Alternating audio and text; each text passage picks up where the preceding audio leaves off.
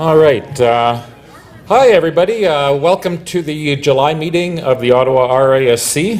I'm your host, I'm your host, Paul Cloninger. Kelly had something come up in the last minute there, so she's asked me to try to fill in for her, and I'll do my best. I know why she asked me, because I am notorious for staying on time with things, right? We know. Thank you. Thanks for the vote of confidence. All right.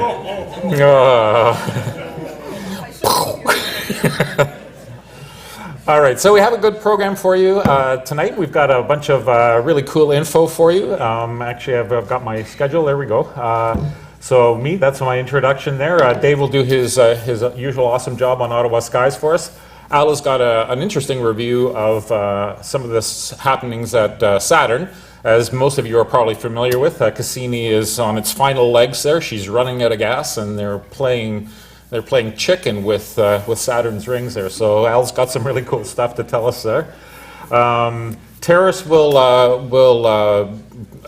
talk to us about processing planetary imaging. This is the follow-up to something that Eric and I started last month with the Imager's Corner segment there. So unfortunately, because some of us did go a little over in time, Terrace wasn't able to present last month there. So we made it a priority.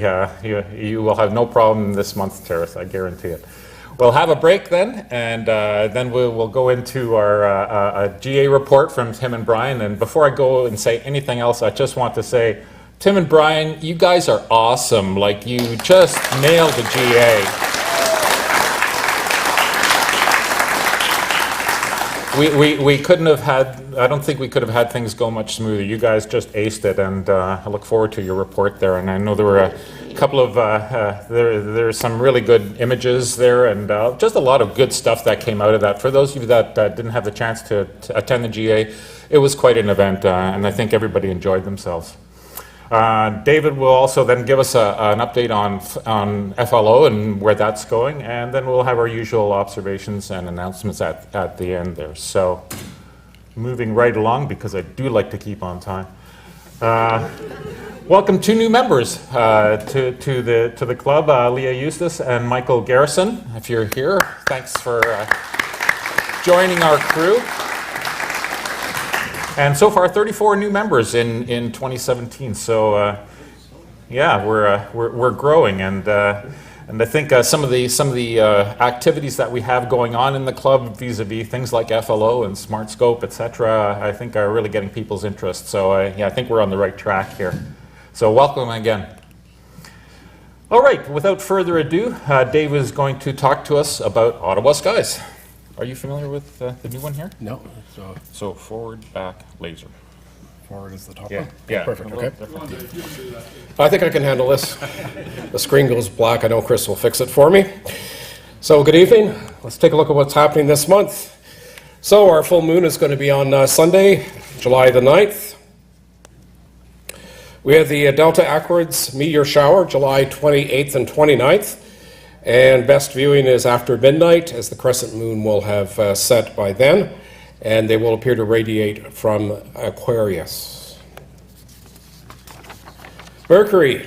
Normally it's not particularly visible, but we do have the greatest eastern elongation on July the 30th, and you look for it in the evening sky just after sunset, and you may be able to get a picture of that. Venus is visible in the early morning sky all month. Mars is not visible. Jupiter is visible all month in the evening. Saturn is visible all month. Uranus is visible in the early morning all month, and Neptune is visible all month. Best viewing date for the International Space Station. Maybe one of these days we won't have as much rain. Boy, it's been a brutal month. And this is early morning, 3 o'clock in the morning, on July the 12th. There's a picture of where it's going to go across the sky. And instead of a cartoon, I found this little play on words, and I thought I'd share it with you. Okay, thank you.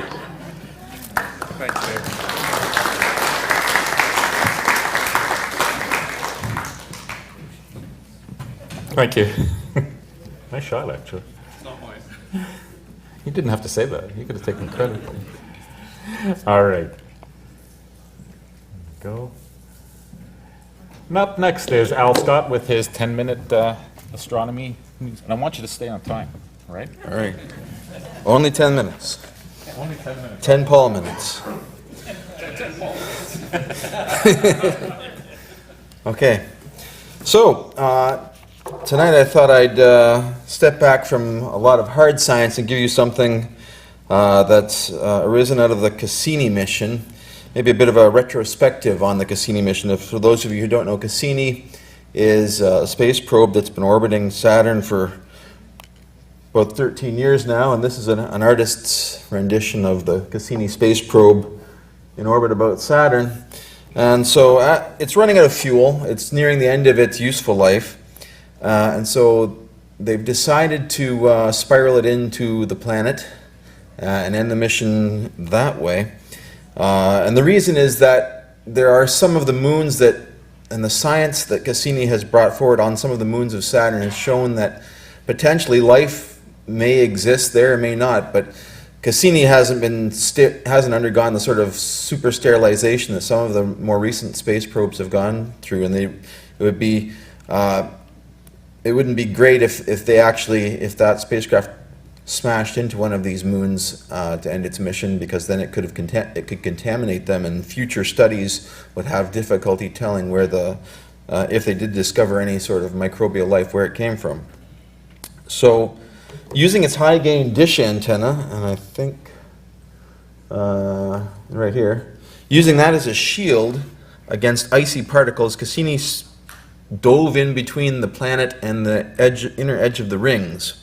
It was moving roughly 124,000 kilometers per hour, fast enough to travel across the continent in less than 2 minutes, actually, and hoping not to hit any ice particles.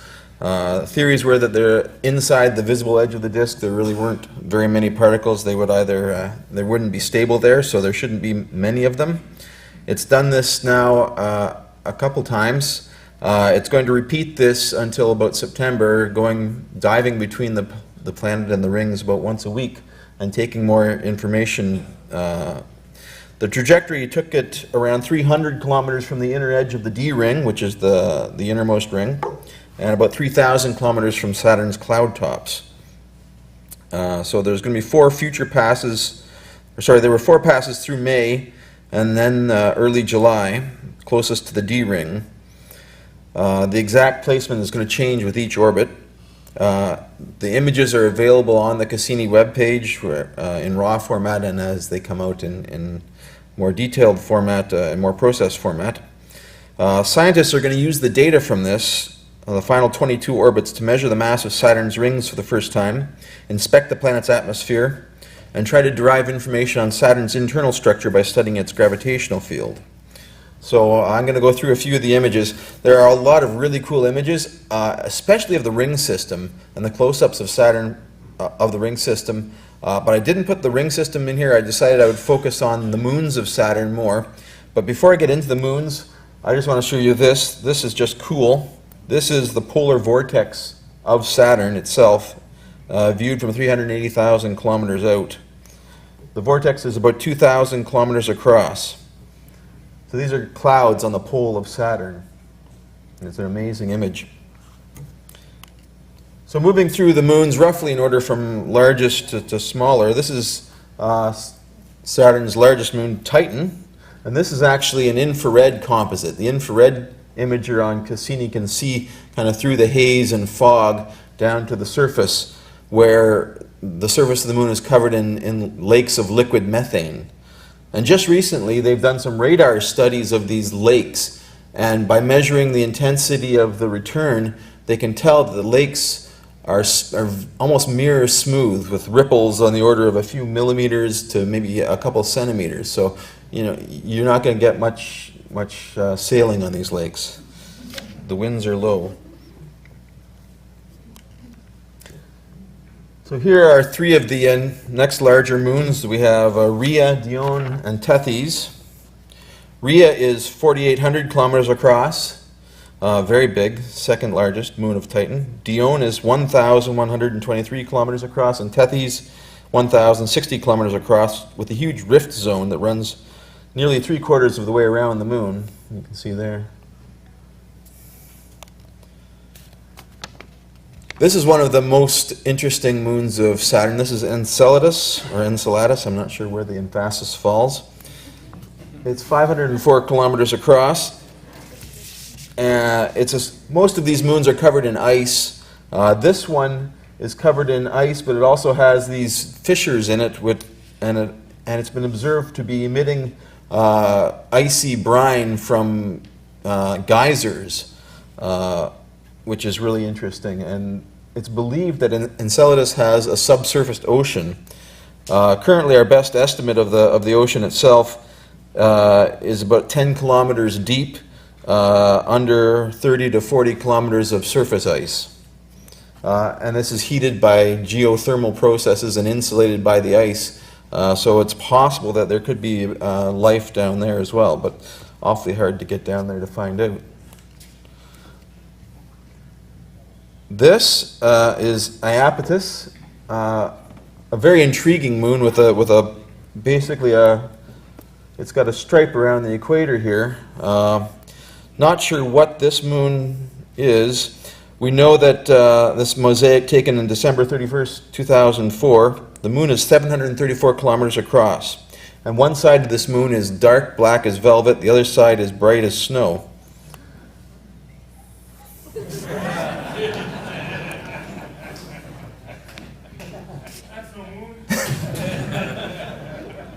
Anyways, not positive, but Mimas also has some intriguing qualities. This moon, this image was taken from 85,000 kilometers away in November on the right.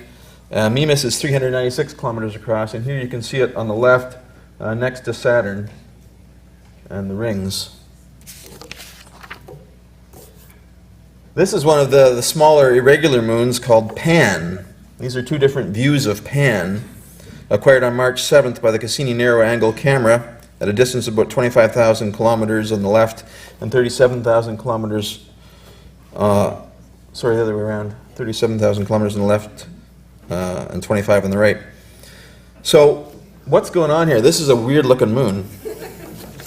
So Cassini scientists think that Pan formed with the rings, in the ring system, as the material was agglomerating out onto it, kind of clearing a gap in the rings, so it actually is in the gap of the rings. So Pan probably has a core of icy material that was formed when the ring system was younger and thicker vertically. And now it's just, the rings have gotten thinner as the system has gotten older and collapsed gravitationally down to a much thinner disk. And so now the thin disk, the thin disk has accreted out and just continues to accrete in the equatorial region of Pan. So this is just kind of snow falling on it from the rings. And because it doesn't have enough gravity to pull it down flat, it just stays like that. So a very intriguing system. This is Phoebe. Phoebe is 213 kilometers in diameter. This is an image from 2004. Its 18-month orbit around Saturn is inclined by 175 degrees, so it's effectively retrograde. It's going around the opposite direction. And scientists think that this is a captured asteroid, or from the Kuiper Belt, or a centaur, as they're called in that area. This is Atlas, another Pan-like moon, 30 kilometers in diameter, just outside the A ring, which is the outermost bright main ring of Saturn. This was viewed on April 12th from 11,000 kilometers away. This is Pandora. Pandora image was captured December 18th. Pandora is 84 kilometers across and orbits just outside the F ring, which is one of the narrow rings. This is an image of the moon Daphna S, which is 8 kilometers in diameter, and you can see it kicking up waves in the ring of the Keeler gap. The gravitational interactions here are really interesting. This is Hyperion. I think we've seen this image before. An amazing image, actually, viewed from 326,000 kilometers away. And Hyperion is 270 kilometers in diameter with a chaotic rotation axis, as though it may have had a recent collision with something else. This is the moon Janus. It's 180 kilometers in diameter, and this was imaged in April of 2010. These are a couple images of Prometheus with rings in the background. Prometheus is shaped kind of like a giant potato, 86 kilometers across, orbits just inside the faint F ring. These two moons are Telesto and Calypso, and these are interesting in that they actually co-orbit with the moon Tethys in its leading and trailing Lagrange points, so basically 60 degrees apart in the same orbit. Telesto is 25 kilometers in diameter and Calypso is 21 kilometers in diameter. This is the moon Helene, seen from two different angles, one with Saturn in the background and the other looking out to space.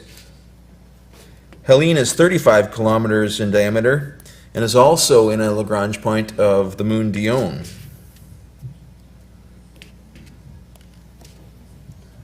I think this is my last one. This is the moon Epimetheus. Epimetheus is 113 kilometers across. In this image, it's over the A and F rings with Titan in the background. You can see the haze and the fog of the atmosphere of Titan in this visible image. Do any of the moons have satellites of their own?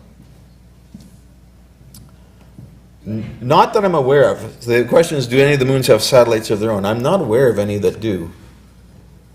But Titan itself is similar in size to Mars, so it's a huge moon. And this is a close-up of Epimetheus with Saturn in the background. So, just a little retrospective on the Cassini mission. Look for more images in coming days and weeks. And anyone can go to the website at JPL and look at how the mission is doing and see what new things they're learning. So thank you very much.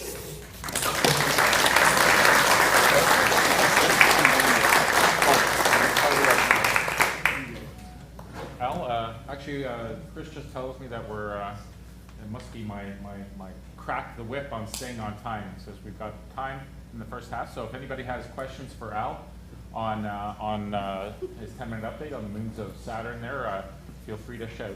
Al, was there any information on the moon Helene or Helene regarding those striations, which are clearly going straight down slope into what are presumably impact craters? Given that it's only 35 kilometers across, it must have almost no gravitational fields. Is there any information on what those things might be? I didn't dig into that too much, but yeah, it's very picturesque too. I don't know what's causing those striations. Now, if they'd had any idea, they'd have probably put it up front. Yeah. This is a future talk, Simon. That's right. No, that one's a mystery.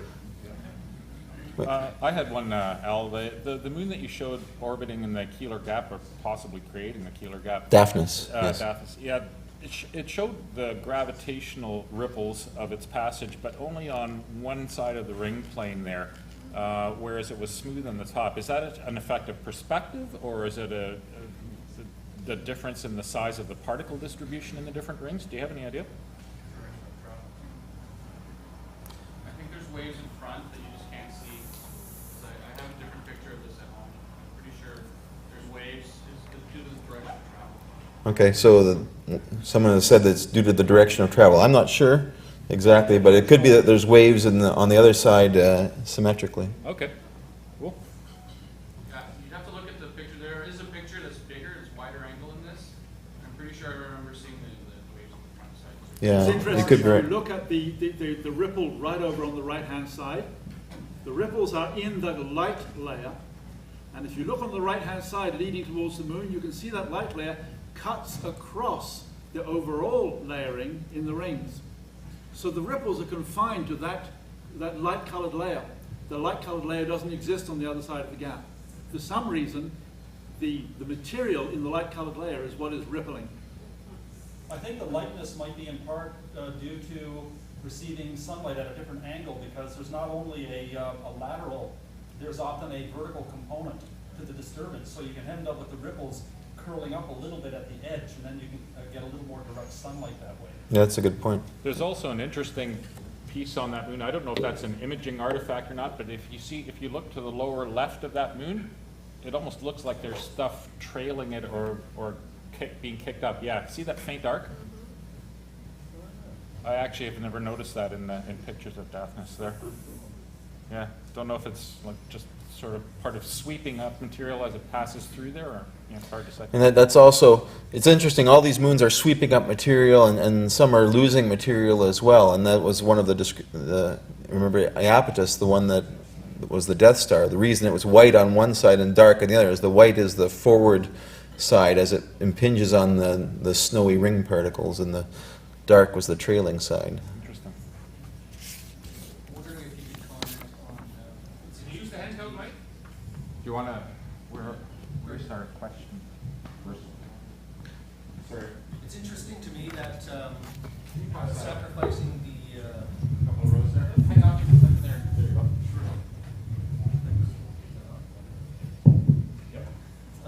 it's interesting to me that the sacrificing the spacecraft into the planet to preserve the other moons, obviously for reasons that you stated, but I believe there was a probe that they landed on Titan, so I guess that wasn't really a concern, or? No, that's an interesting point, yes. Yeah, there was, as part of the mission, there was a probe that parachuted down into Titan. But I suppose, I'm sure it was a concern, but Enceladus as well has not been touched, so perhaps that's the risk they're trying to avoid. Right. Thank you. Yeah, I think the Huygens probe had been sterilized, and it's just because the lander was never, the orbiter was never going down, it was different, but inside the climb shell for the Huygens probe, I think it was all sterilized. Yeah, so Brian is saying he was thinking that the Huygens probe had been sterilized, and that makes sense because people were aware of planetary protection protocols back when this was launched. Protocols have been around for several decades. Paul, I looked it up, and there is a wider angle image, and there is a wave on the opposite side, towards the right in this case. Okay. And it's a vertical thing too, because you can see a shadow in this picture. Interesting. So it's a Yeah, three-dimensional beginning of it there. wave. Good. And it's symmetrical. Any other questions for Al? Yeah, one here. Okay. Hey, Al, can you go one slide forward? I can, thank you. So, Here, Mike. Here's the mic. It's the easiest question of the night. so Al, this is an interesting moon here because it almost, I don't know if it's the angle, but some of these don't look like impact craters. They look like there's some other phenomenon. Yeah, they look almost like they're ablating the material or outgassing. Simon, what do you think? Well, they actually remind me of moose poop. No, it turns out that if you're actually up in northern Canada and you find yourself on a snowbanks are actually covered with these kinds of holes where the moose have pooped, and then sunlight on the dark poop actually warms the poop up and they begin sinking into the ice. When I first saw this, I thought, what the hell's going on here? Notice that all of those holes, their axis is essentially radial to the overall moon.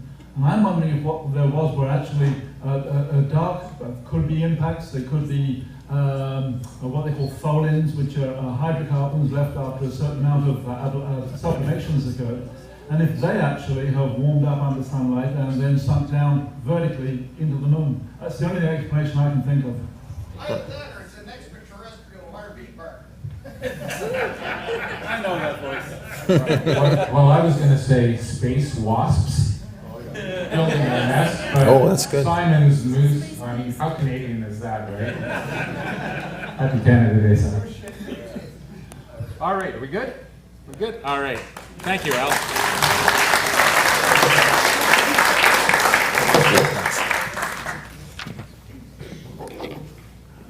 All right. Ooh, I don't need two of those on. Put that down before it caused some crazy feedback. All right, so next up is Terrace, and he's going to talk about some of the excellent planetary imaging that he's been showing us in the last little while, especially Jupiter, and he's going to tell us how he got there. So without further ado, Terrace. I don't know if you know this. This is forward, backward, and laser. Hi. First of all, thanks for the opportunity to talk, and I really appreciate it.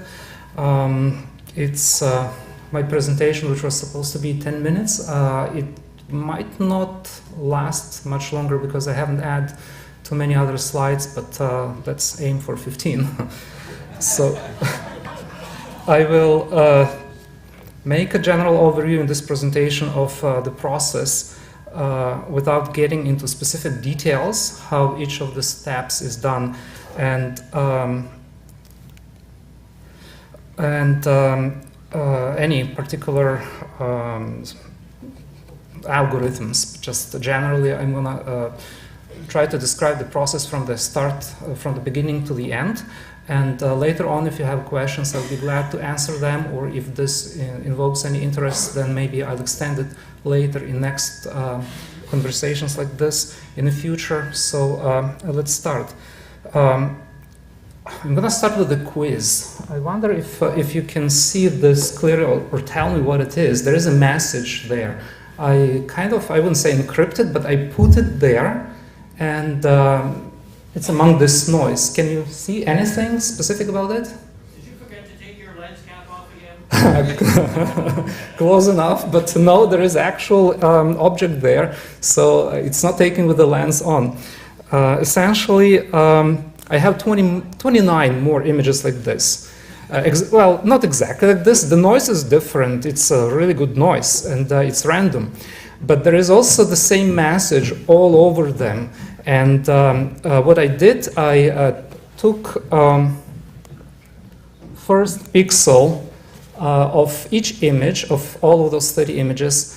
I averaged their value into something, an average, and put it as a new pixel for new slide. So essentially it's called median filtration when you get a median value of a couple of samples. And then if I advance this in time with all the 30 images, then Chris, can you please play video? Next slide. Oh, sorry. Yeah, that must be the video.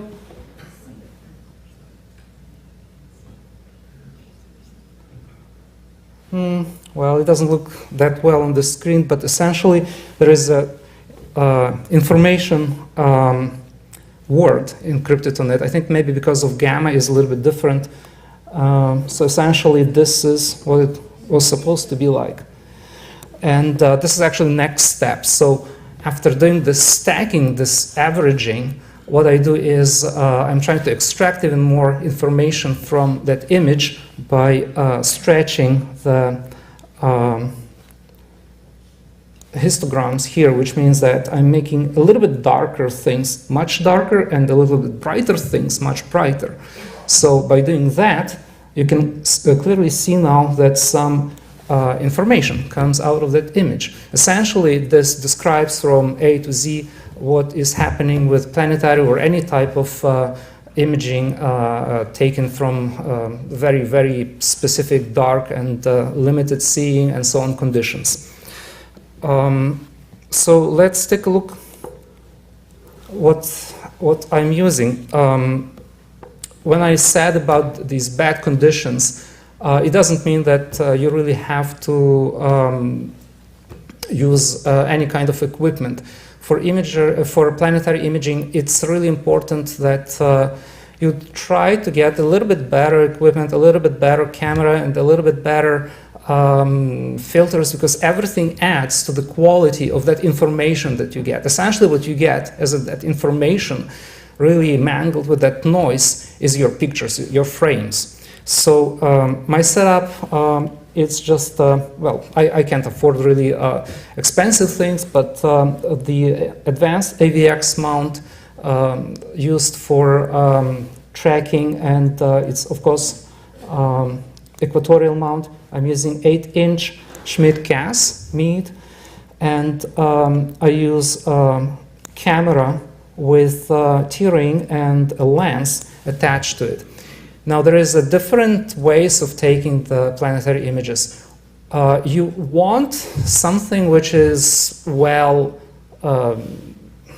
zoomed in, well enlarged for the sake of the size. There is a limit to that enlargement, though. There is atmospheric conditions specific to us which might not be allowing you to get past, let's say, 300 times magnification.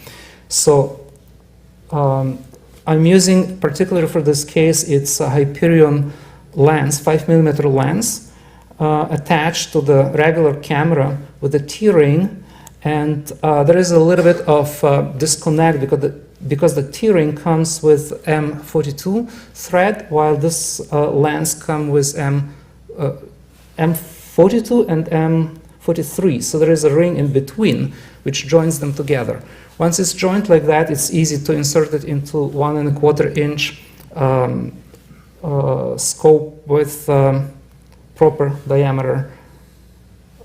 And you will have, particularly in this case, so my scope has 2000mm focal length, so it gives us roughly 400 times magnification, which is way above this limit. But, well, we can try, as I said, to extract maximum from that information as we get.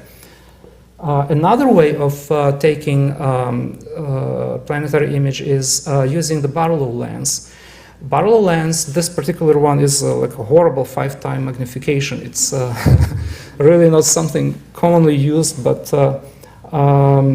it does enlarge the image to the extent suitable enough for, unlike with the lens, for direct projection in this case. Because with lens you do afocal projection, the lens itself enlarges the image, while with Barlow you just simply get exactly what comes from the scope, and you might want to use sensor cropping mode in that case, because the size still would be pretty small. Again, sensor cropping and the details, it might be part of next presentations if you want to see more or know more about that. So this is exactly what then with a 5mm lens, what the typical location and typical size of Jupiter will be like when you look through the lens with the camera through the telescope. It's pretty decent size. It's slightly larger than size of thumbnail from distance when you extend your hand. And again, at 400 times magnification, what we are limited at is actually only seeing. So the lens usually gives sufficient quality for even like 400 times magnification that it could show you those details, but because of poor seeing conditions, which we usually have here in Ottawa, it's difficult to get crisp image, as you know, just by looking through the scope. And yeah, well, this is typical frame from what the camera looks at. I said frame because, as you saw with those 30 images, there is lots of noise. There is lots of noise in a particular picture. There's always lots of noise because of different reasons, and the way of dealing with that noise is collecting more and more images like this, either within the span of your sensor, or in this case, with the span of time. So if you can take 30 images per second, which is video, and you can take a couple of minutes of that video, then you have sufficient material to deal with and to stack them and to extract that information. Chris, I'm not sure if this is video, if you can play it.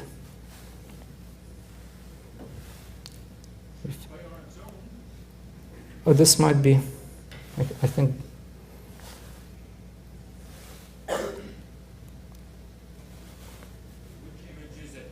I think it's this one, yeah.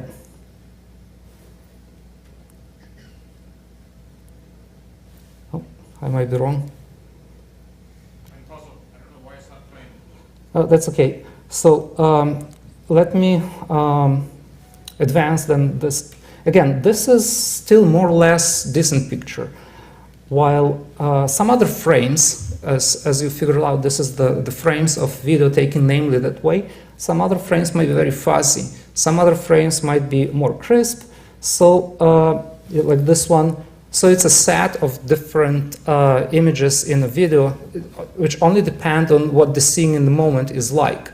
And because it oscillates and there's constant amount of air moving between us and the planet, then it's really not what... Oh. Right.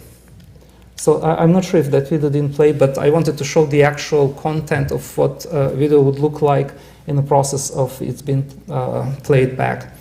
So what we do then with these frames, first we try to select the best frames, best in terms of the amount of the details.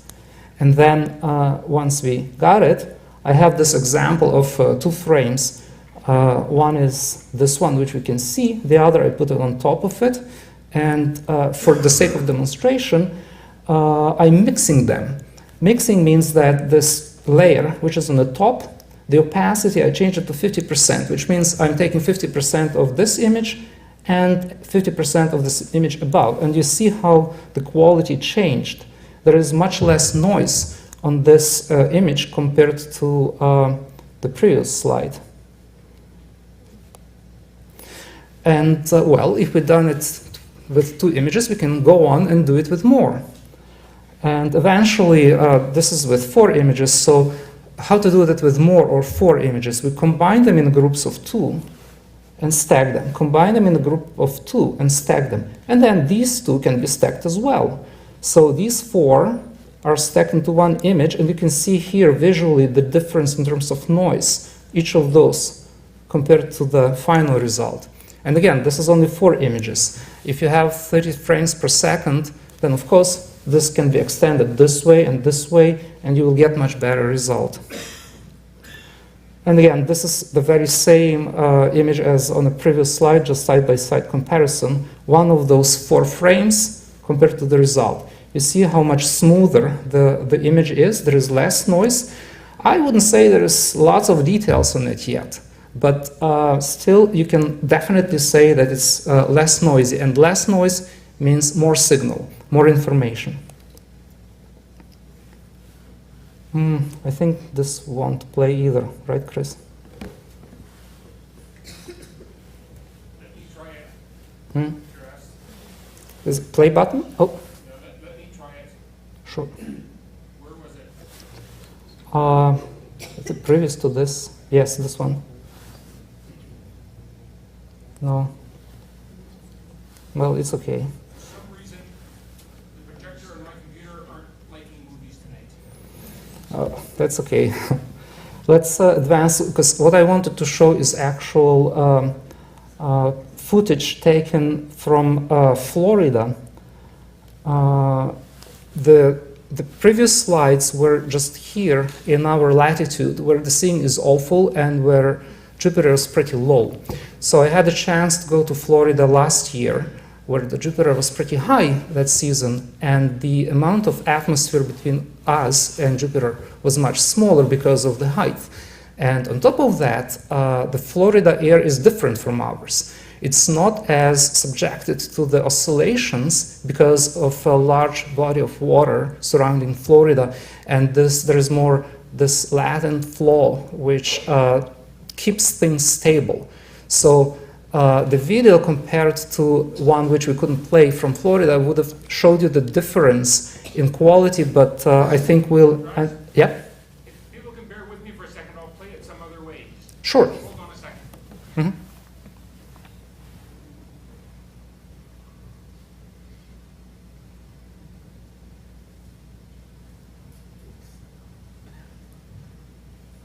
Terrace, while Chris is loading that, just a quick question. When you were talking about combining, you combined pairs and then you combined the combined pairs. That's right. Why did you do that as opposed to just taking all 4 and combining them? I'm not doing that actually manually. I just, for the sake of showing what the mixing is like, Okay. I usually do that with the software, which has much more, I think, sophisticated algorithms than just that. It was just for the sake of demonstration what a simple medium medium type of mixing would give as a result in terms of noise reduction. Okay, thank you. Oh, yeah, that's one from our latitude, which most likely was taken from FLO. I think this was actually around March. And you see, well, this is video of exactly what you usually see through the telescope. There is some details, there is some shimmering, there is some instability, and you still can see the weather bands, but that's it. So this is that noise and very little of information that I was referring to. While the other video for comparison from Florida is quite different. It's not as bright because this is larger magnification, but you can see now the secondary weather patterns here, a little bit of bluish color of the gases between the two belts, and it's crisper. Some of those frames, when you just stop them, they turn out lots of, they would show up lots of details. Thanks, Chris. If I guess we can go back to the main sequence now. Oh, there you go, thanks. So that's a typical footage, which would be nice to have. If you don't have it, then, well, we'll deal with what we have. And how do we deal with that? Normally, I'm taking 5, maximum 10-minute long videos, 30 frames per second, but that video by itself is not good for handling. So first thing I do, I cut them into 10, sometimes 20 minutes chunks using this free software. Not only it's convenient for cutting the lengthy video, but also for converting it from MOV file into AVI file. I'm trying to use the maximum settings for the recompression, because when it's done, the data is converted from one compression format into the other, and I'm trying to use the other compression format at the maximum settings, so minimum conversion, but it's the format which a processing software later will use. And again, it's a little bit too dark image, but it's okay. It's actually even better in some cases when it comes to wavelet processes. First step, which is the actual processing step with Registack software, is to set the align points.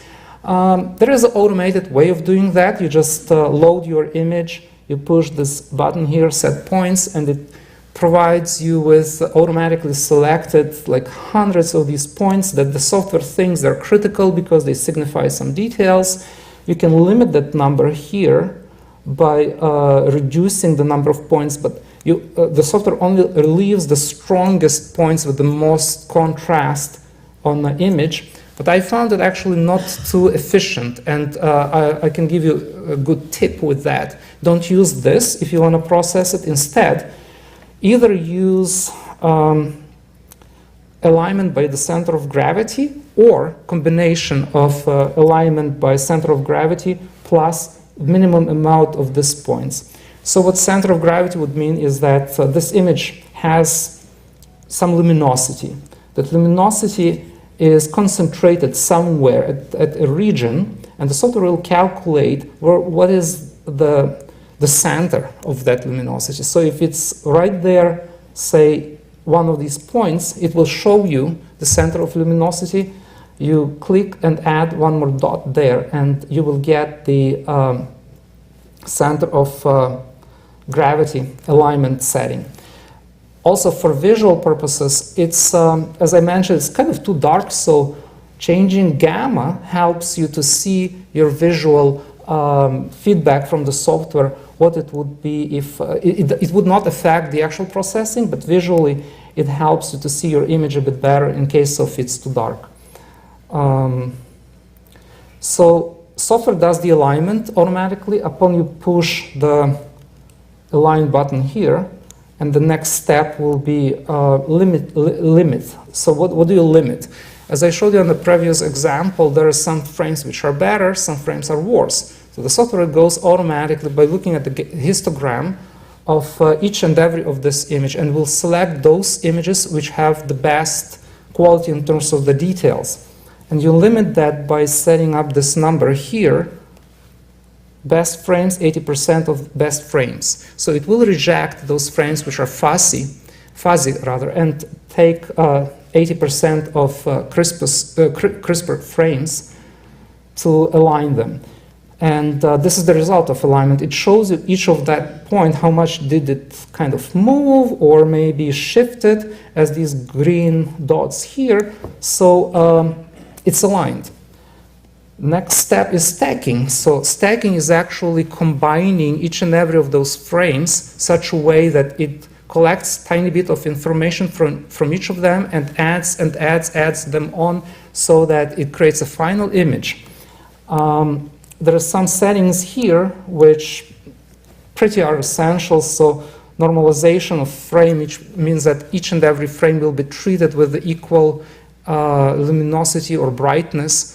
It will, if it's not the case, if there was a slight cloud or mist, so the frame might be darker, so the software will align the gamma properly, so it would be of the same level of signal.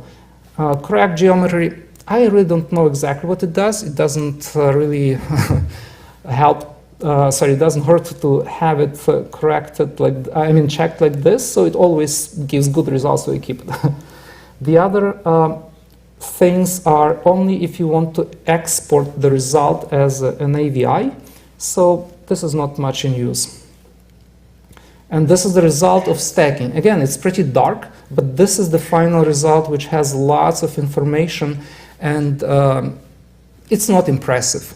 It's you can still see any details, you can see fuzzy lines, so what's wrong with this? Well, this is just an averaged amount of previous frames with no noise. But again, no noise means a presence of signal. So what can we do with that signal now? Well, we can manipulate it. And we will try to emphasize it somehow, or maybe suppress something which we don't need. And this is what Registax is really good for. It has this powerful feature called wavelets or wavelets. So first of all, what I do, I'm trying again to make it more visually appealing for myself by changing the gamma. So you see it's already a bit brighter, and we can actually call that as a result. We can stop at this point, but we need more details. So except for gamma, there's of course other features here and means of improving, like RGB align in case if there is a bit of channel shift because of chromatic aberration. But the secret is all this area here, which I know that those who try to use Registax might find quite cumbersome. It's not easy to use, and there is no defined algorithm of what it is. So I did some research, and I'm not good with mathematics. I'll try to explain that in a way how I understood that. And essentially, the wavelets is a mathematical apparatus for processing signals. And again, our image is that typical signal which we handle. It works similar to Fourier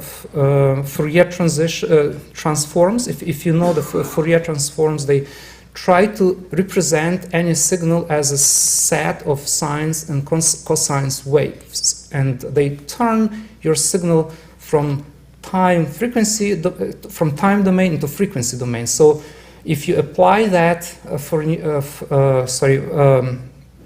Fourier transform, you will get frequencies only. But in this case, it's slightly different story. So wavelets is quite a different apparatus.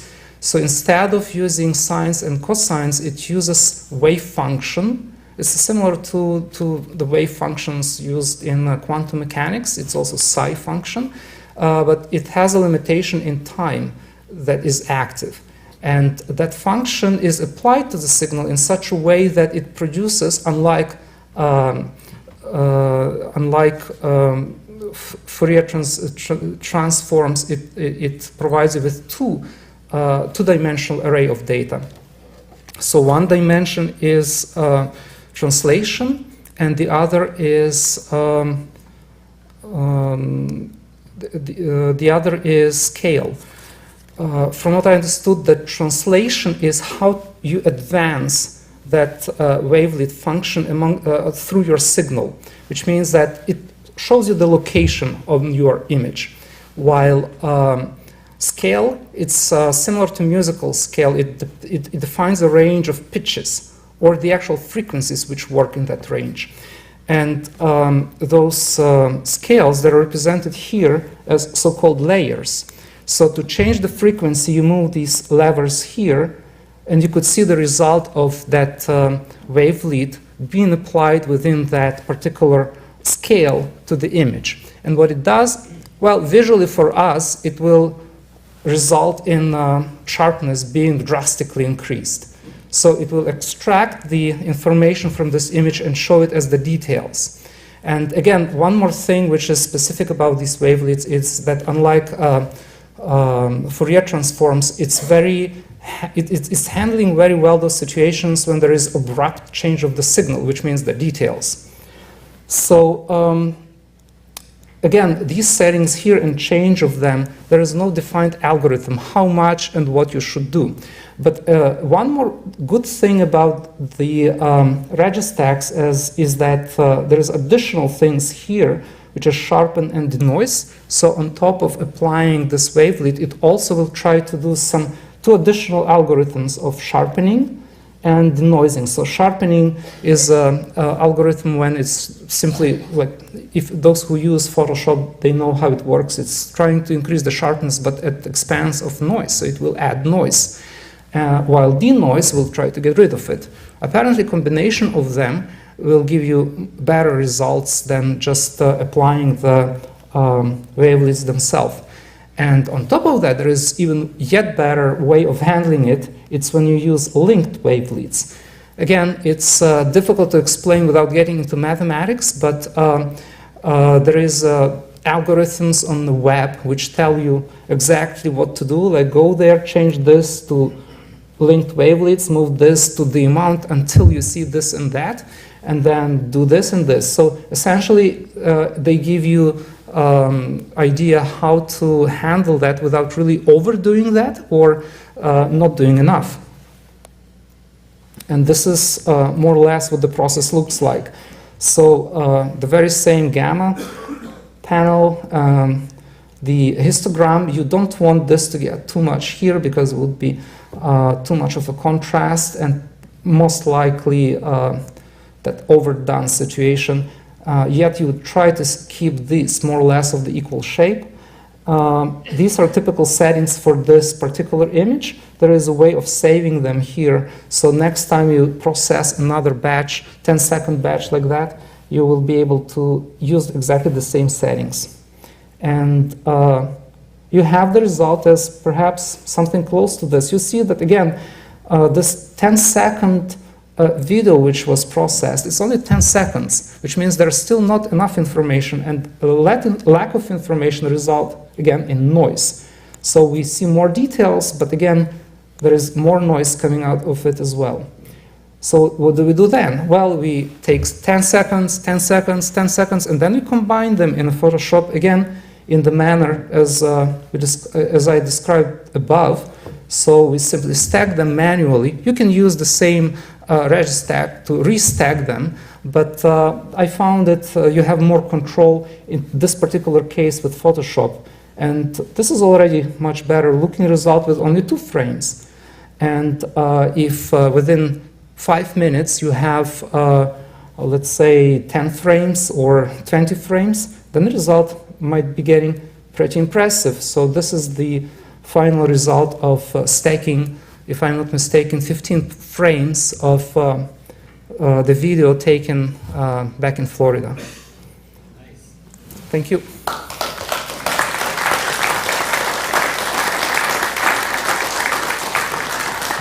We still have a couple of minutes before the break. I know Terrace has certainly provided us a lot of information there. So we've got a few minutes for questions. I think we're okay, Chris? Yeah? Terrace, for your wavelets, you explained denoise, you explained sharpen. The third column is preview. What exactly does preview mean, since there are variables which you can put in and modify the result? So that third button, preview, it shows what exactly is that scale that this layer is active on. When you click that preview, it actually highlights your image in such a way that there will be two colors, red and green, showing which areas will be affected the most. So in other words, the topmost level is a big scale of, let's say, very low frequency, a size of the whole planet or your image. So it will show more or less the red background and the green object in the center. The second layer will be 1 octave lower, so it will show perhaps 8 times smaller details that we will be processing, and so on. So with every of this preview, when you go from top to the bottom, you'll see more and more detailed this green and red image of what will exactly be processed, what is the size of the details that that scale will affect. It's quite convenient, especially if you don't know in advance what to expect, what areas will be affected in sharpening, and you click that preview and it will show you exactly what will be affected. Any other questions? Yes, not counting your flight time to Florida, how long was the process in capturing the amount of data that you got and the amount of processing time to achieve what we're looking at now? Immediately, whole night, I didn't sleep much longer after I took that nice video because it's quite impressive, and especially when you look on the LCD. The 10-minute video was worth of spending a night immediately and processing. It's essentially about 4 hours. It's what you need is actually 10 to 15 frames processed like this. You can't go longer than this because there is a limitation, especially with Jupiter. It rotates, and within 5 minutes the shift is quite, especially if you see the red spot. When you stack those images later, the shift or the rotation of red spot is quite significant. So you're practically limited to 5-minute, maximum 10-minute long exposures of Jupiter, and even 10 is too much. So for one shot, you spend 5 minutes, and then 4 to 5 hours processing, like cutting video and stacking the frames. Well done, Terrace. Thank you.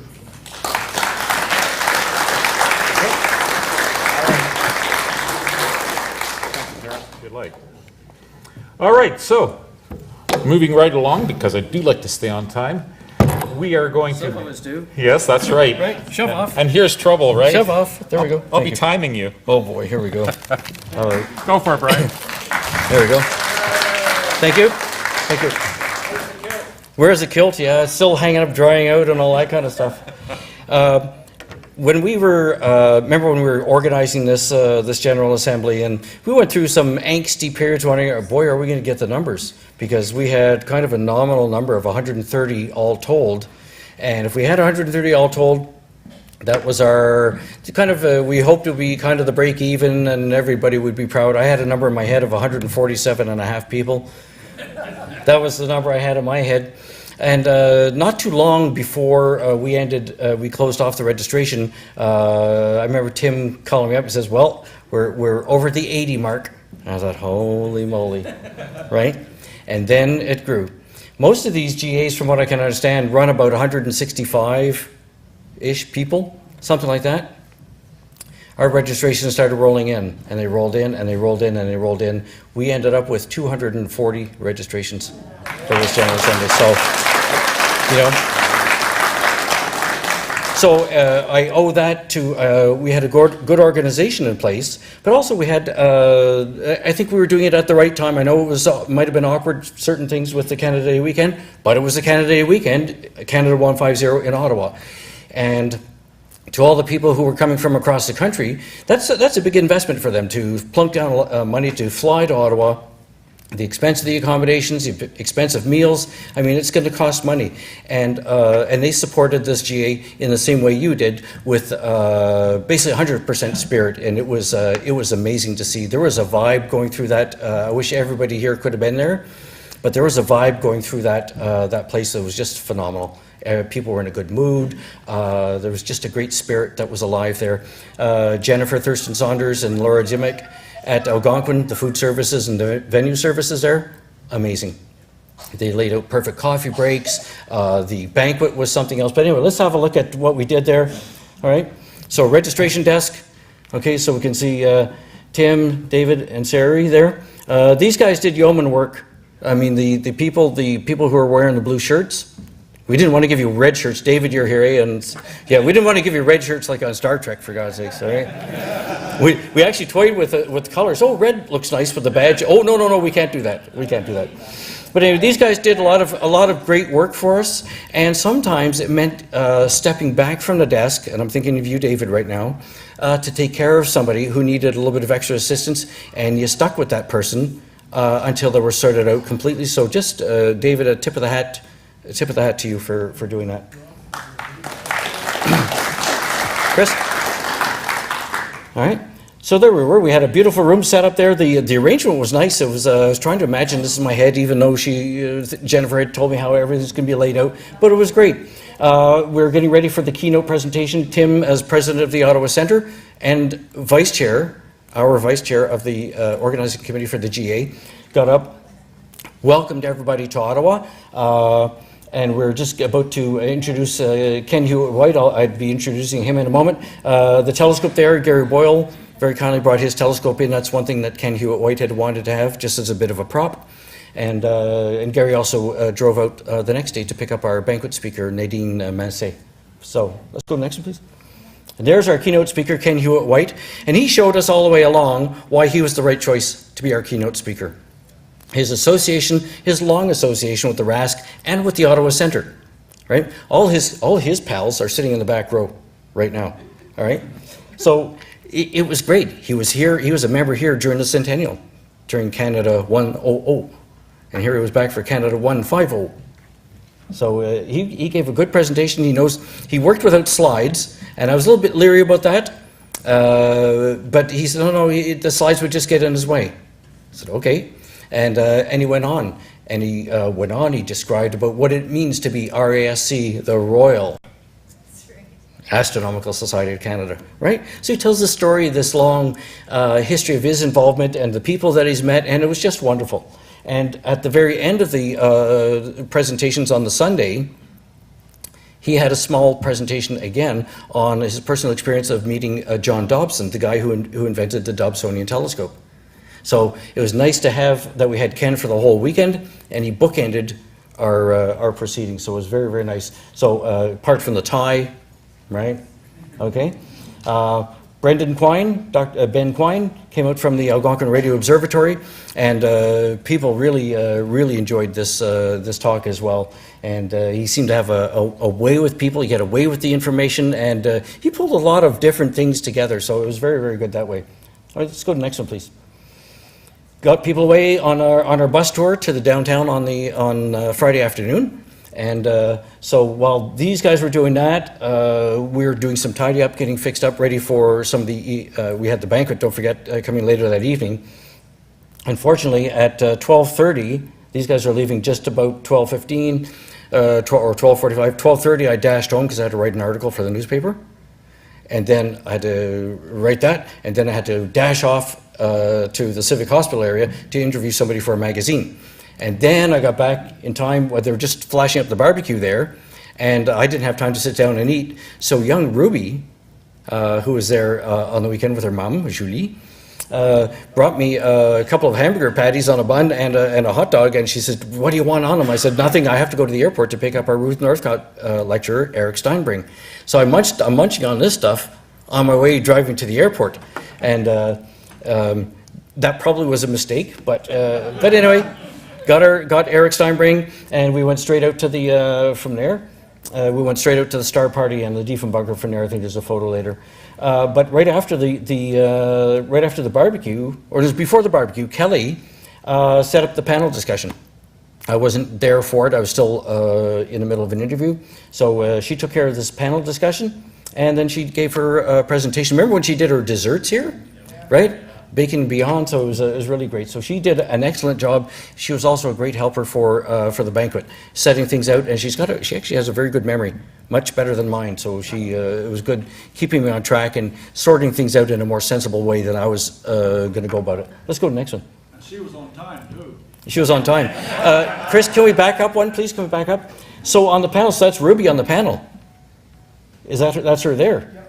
So that young lady sitting next to our National Secretary, Charles Ennis, she said she came out and she had been encouraged to go to the GA. So she did. She went out with her mom and she enjoyed it. She's already... she was in for a workshop that I'd done. She's already done her own lunar sketch that she sent me, a sketch of the moon and also one of Jupiter. So she's keen on doing some teaching. So we're going to see more from her later on. Let's go to the next one, please. There's Roman Zioba there who showed up. All right. So we had people from all across the country here that attended the GA. We ended up with lots more muffins. Jennifer had told us at the college, you're not going to run short during the coffee breaks. That was my one big fear. We did not run short. So what we did, once everybody went back in, well, we still had a tray or two of muffins there so people could come out if they needed something a little later. But don't forget, there were still a few students moving back and forth through the college. So what I did was I invited the students as they passed, would you care to have a muffin? And oh, by the way, guess who we are? So a little bit of outreach with a little muffin bait there. You lay out the right bait, no worries. Let's go to the next one. All right, so we got to the Diefenbunker, and of course, if you've never been out to one of the club's star parties, they do them at the CARP branch of the Ottawa Public Library, and just adjacent to that is the Diefenbunker. So, very good interest in this tour for sure, and so it turned out pretty well. We had the sky for a little bit till it didn't last too long. I don't think, eh? 3 minutes. 3 minutes, yeah. That's enough to an experienced observer. That's all you need, right? CCD cameras. About an hour? Okay, Mike. Yep. So it was good. Everybody enjoyed that. And then you forgot to take your magic wands. I bought these glow-in-the-dark wands so you could direct people back to the buses and do your kumbayas, all that kind of stuff. But Never got dark enough. never got dark enough. Sure, it was dark enough. I tripped over something. All right, let's go to the next one, please. There's all the telescopes set up, so thanks to everybody. I mean, look at all the pieces that we've seen so far. People setting up food services, people setting up telescopes, people organizing a tour, people organizing, I say Mike organizing buses and reorganizing the buses. And as the numbers grew and grew and grew, reorganizing the buses, and well, maybe we better have this kind of bus and 2 more of those. Great job, Mike, thank you. All right, let's go to the next one. Oh yes. So that's doing the Educators Outreach Workshop on the Saturday morning. So I've got my mascot, Professor Twinkleboom, plus my guide dolly, Estelle. So when I go to see guide groups and brownie groups, Estelle comes with me to do that. So I was wearing my Ursa Major shirt. I figured that was passable. All right, let's go to the next one, please. And coming out of that, we had the Lunar Sketching Workshop. And Eric Kuala and Eunice were there, and they set up a camera, what kind of cam is that, like a GoPro? GoPro. A GoPro cam set up so that what we could do is, as people came in to sketch, they looked at the map of the moon, and they could take a pen, and Gordon Webster and Julia Webster ran this part of the exercise for us. Julia would be handing out the pens and markers, whatever color people wanted, and then people could add the features. And what was happening, this was all being filmed, and then for the banquet, Eric took it and did like he had done a number of years ago. This is what made me think of asking him to do it. And he compressed the video, and then we double speeded it up into like 45 seconds and showed it at the banquet. So it shows, these people walking up.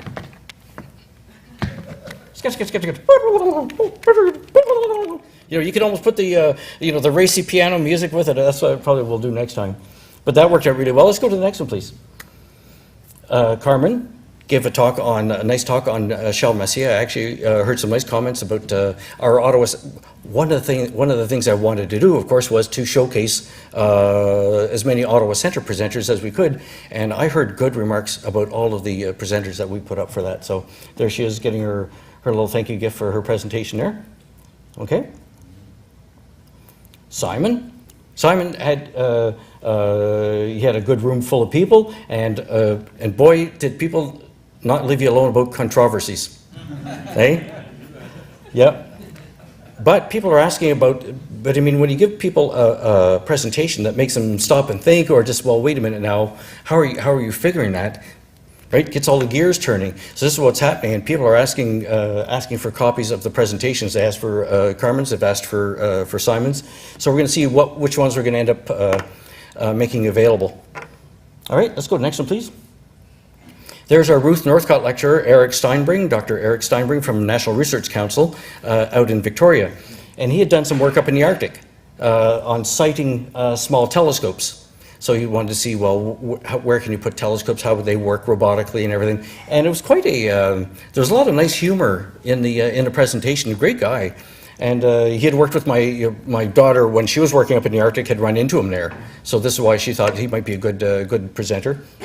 So it was great. I picked him up from the airport. Oh yeah, that's why I was going with my hamburgers and hot dog in hand to the airport. Picked him up, and then we drove straight out from the airport, went out to Carp to the Diefenbunker and the Star Party. So he was great. He's already done. Get a load of this. I get this text, what was it, 6 o'clock on, I don't know what the day was anymore, Monday morning. And thanks a lot, Brian. It was great, and I'll see you later. I've got a 6 o'clock flight or something like that. So, and he was gone. So he's back home. And then it was yesterday or today, he sent in his, because the Ruth Northcott lecture, part of your requirement is that you do a companion article for the Journal of the Royal Astronomical Society of Canada. Article's all done, it's all referenced, the whole 9 yards. He's suggesting, well, Eunice was there filming, Eric? So he's suggesting, well, maybe they can match up the film, like put the film up as well, so people can read the article, watch the movie, and it's like a total package. It was great. His presentation was very well attended, and I know it was well appreciated. Let's go to the next one, please.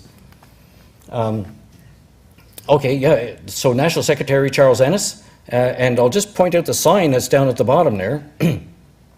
That was painted by Jeanette Wagner. Right, she hand painted a few signs for us, so it was really nice. It was nice. There were a few personal touches like that, and I don't know if you noticed on our on one of the other podium shots, we got. Oh, that's what I meant to bring down tonight. I'll bring it another night. Stephen and Suzanne Norse did the stills photography for us. What they did was they made a big. I don't know how they did it. They made a big poster of our crest, and then they cut out the inner part of the crest. And you'll see it at the end. Anyway, Charles talked about this this documentary that he made, and as I was writing these daily thank you notes and like a day's summary of what had gone at the General Assembly, and I thought you make a pitch to do a documentary, you have a sample script put in, and the way he described it was all these steps you have to do, all these approvals you have to have, and all these requirements you have to have. I thought, holy smokes, maybe I'll just sit at home with my feet up and watch the documentaries rather than try to make one. Great presentation. Let's go to the next one, please. Ron McNaughton. Here's a character for you. All right? He likes to do little presentations at all the GAs. I saw him do one in Thunder Bay. You remember that when he was there, Chuck, Jillian? Yeah. And so he brought his hula hoop along with him. And he was demonstrating, because we were talking about, we had a couple of companion presentation. So this was about the solar eclipse. So he did a little part about how the ancients observed eclipses and how they were learning to predict eclipses. And he used a hula hoop as a demonstrator for the solar system. Let's go to the next one, please.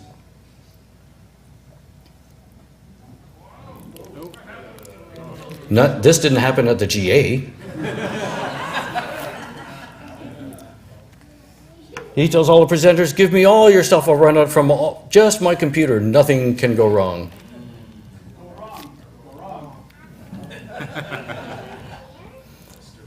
All right. But look at this. There's, look at David Parfait and Kelly Jordan in the back there. There's Paul Cloninger in the back. There's Mike over on the left. There's Bridget in the blue shirt. One of our presenters, Glenn LeDrew right here. Glenn's sitting right there. Who am I not seeing? There's Simon right here on this side. So what was this? Oh, this is wrangling for the group photo. We had a monster group photo as Stephen.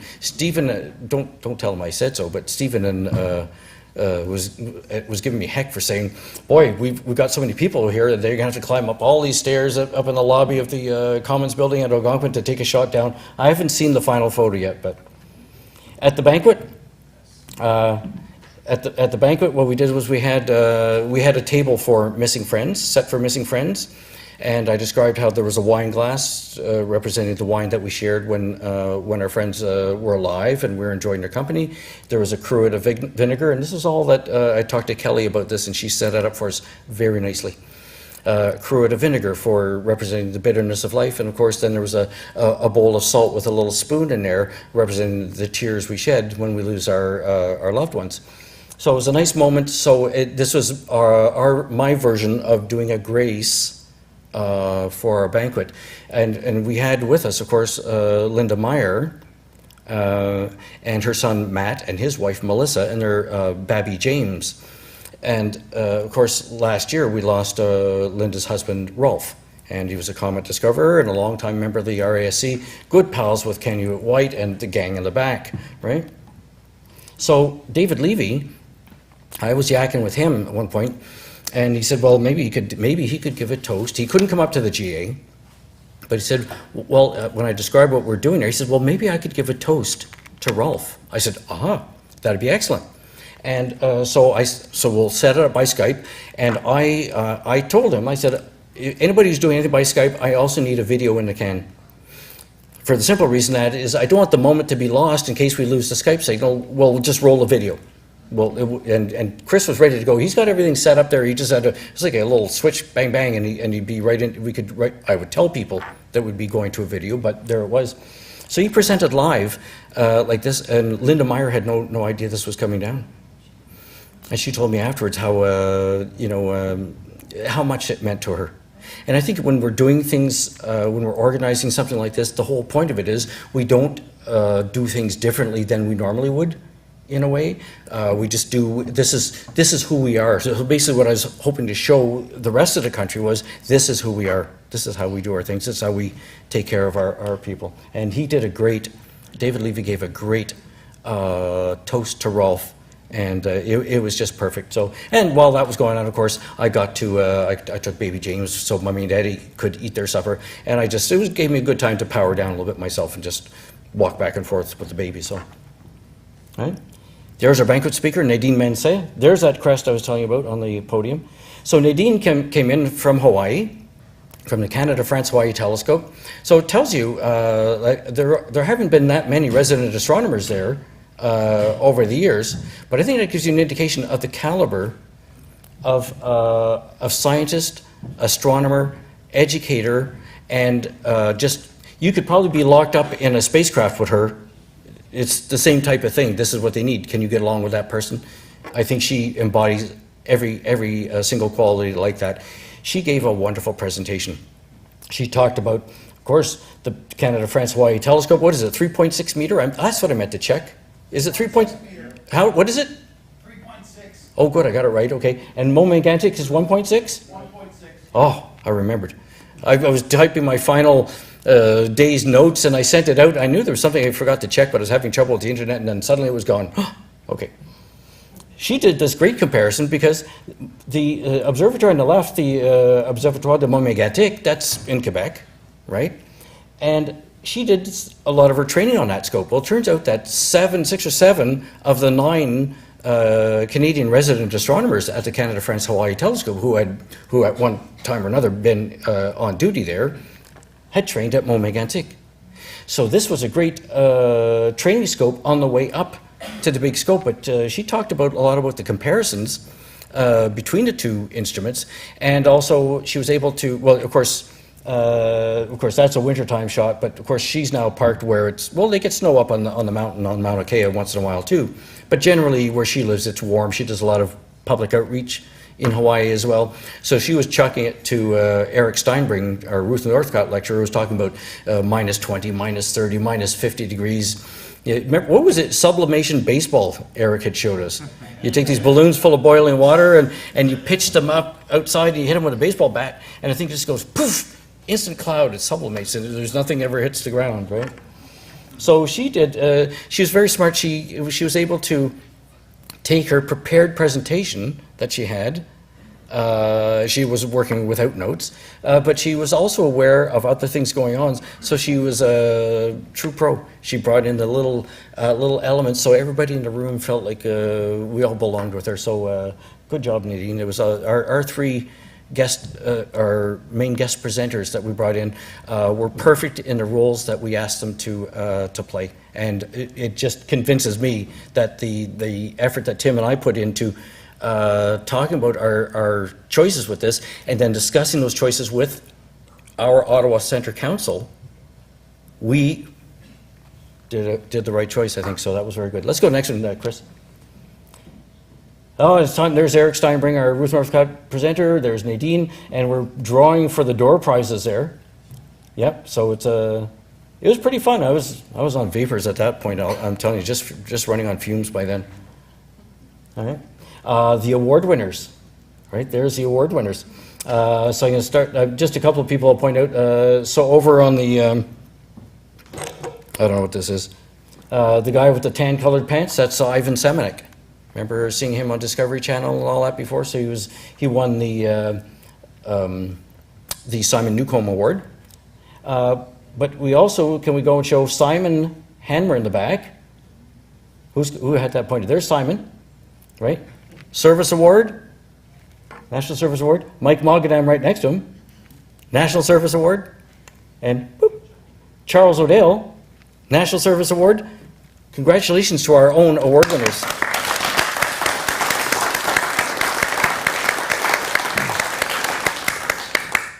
All right, let's go. Is that our last one? There's Suzanne Norse up top, getting ready to take the photo, eh? Oh, I haven't seen this one yet. Oh my goodness, I hadn't seen this. Can you see okay there, Paul? Oh yeah. Do you see anybody you know?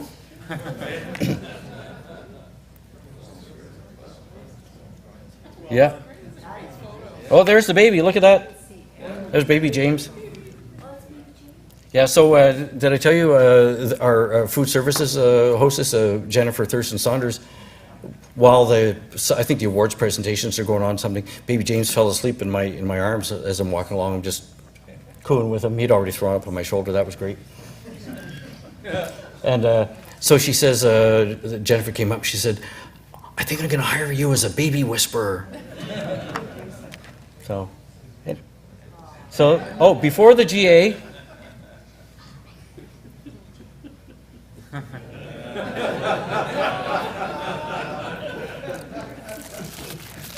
so one thing I'd just like to do, if we could have the lights up for a second, please, is we had some people who were able to offer an outstanding level of support to our GA. And I've already thanked some people privately. They didn't want anything done this way.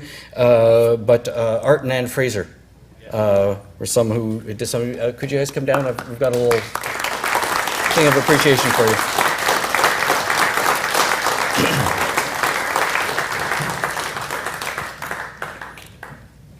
We should go back to the happy faces. Yeah, let's put the happy faces up and then, there we go. All right. Is Art there? I'm coming. All right. So it says on the plaque here, RASC General Assembly, in appreciation for your support, 2017. So there you go. All right.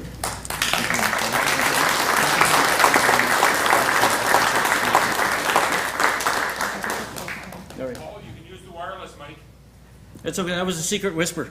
And I've got the, here's the package for it if you want. I'll give that to you after. Okay. Do I have anything else? No? I can't believe this is 20 months. We started this in October 2015. And somebody asked me at the end of this, after that, the other photo, okay, we've come this far with it. So, am I experiencing a sense of relief? And no. Because it wasn't relief. I was just happy that we were able to roll out. Really, it was I would say it's about 94% of what I had in my mind right out of the gate 20 months ago. And there were a couple of things that made things, we changed things up just to be a bit more sensible or whatever, to make things more workable. But I have to say that we worked together as a center, and look what we did.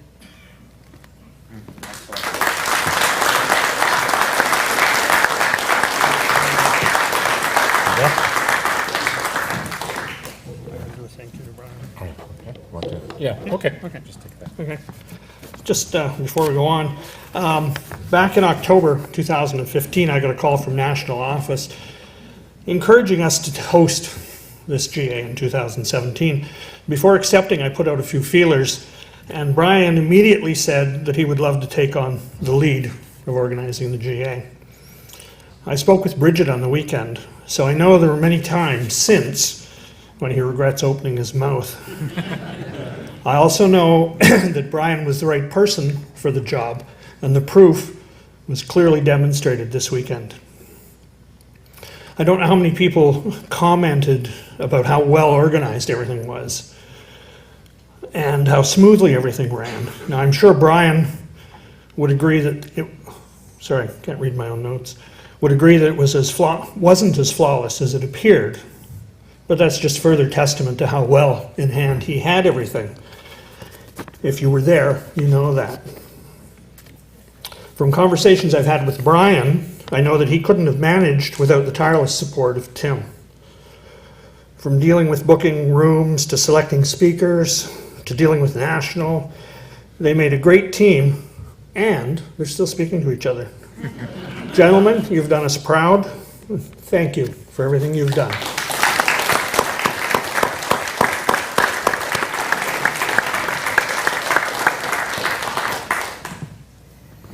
I definitely second that. Brian and Tim, you guys are the best. Awesome. I know you know. All right, moving right along because I am on time. David is going to give us an update on FLO and lots of stuff happening there, so take it away. Thank you. Thank you. My name's David Lozon. I'm one of the two co-directors for FLO, the Fred Lossing Observatory. And I don't know if Rick Scholes is here tonight. No, he is not. So he is my better half in this endeavor. I say that jokingly, but not jokingly. He's really carrying the lion's share of the load right now. So I want to give you a little bit of an update on FLO. Now, just to let you know, the 16-inch, I believe, was put into commission in 1971. I want you to think about that. And Rob Dick, I think it correct me if I'm wrong, it was brought down to Stellafane and came in third place, I believe. Yep. And that's part of the history of this observatory. It started off in North Mountain and was brought to the Mill of Kintail a number of years later. When I joined in '76, they were still talking about the North Mountain site. So there's a lot of history here, and well, I'll let some of this speak for itself. So here's just a little bit of an update on some of the work that's been done since we've been instilled as the co-directors. So first, the bad news. And I want you to note all those little red asterisks that are at the end. That's the work that's already been taken care of. So you can see every few years we have to renew the lease with the Conservation Authority. And I found out of all the leaseholders with the Conservation Authority has, we're their number one leasee. We are their favorites. And there is no room for any doubt that we will be there for a long time. So that's been taken care of. We had to take care of the lease. We're still working at the final details for a renewable lease automatically. Now the lawn maintenance, of course, with this wet spring that's been going on since 3 years ago, anyone who does astrophotography knows exactly what I'm talking about. The lawnmower needed to be replaced. That's been done. Tree trimming and limbing around the clubhouse, done. The trees cut down around the southern horizon. There's a story with that I want to share with you. In 1982, when they first put in the trees along the horizon, that was done for a reason. The main reason was there was a house off in the distance that had its lights on all the time. So the thought was putting in these red pines would block the horizon. I was there when the Boy Scouts put them in. Fast forward a number of years later where they're towering 50 feet tall, Ross Ferguson and myself kind of chuckled to ourselves like, well, that was kind of a bad decision, wasn't it? Yeah. So they're going to be cut down within the next number of months. We'll be talking to the Conservation Authority about that. They will be taking care of that. Outhouse need to be pumped. Guard fence around the mound need to be replaced with a sturdier fence. done. Now, the observatory. Now, this is where some decisions were made long before Rick and I came on the scenes, and tough decisions had to be made with regards to the 16. They were made, and I think that was the right decision, despite how many of us felt about our connection to that scope. So the 16-inch was no longer operable. The electronics were shot, poor polar alignment. What happened was, and I'll explain this in a few minutes, the observatory floor actually cracked and shifted, and that brought the culmination out by a number of degrees. So that major crack in the floor, well, the concrete's going to be poured on that soon to level that all out again. The roof was rusting away, trim clad was put down, and all the nail pops were taken care of. The C-beam that connected, that's for the roll-off observatory. For those that have never been there, there's the clubhouse and the observatory. And the roll-off roof, there's a C-beam connecting the two buildings. Well, the warm room with the clubhouse actually sank one corner a little bit because of the extra weight. I don't think that the proper footings were put in, or Lita Clay is doing its thing.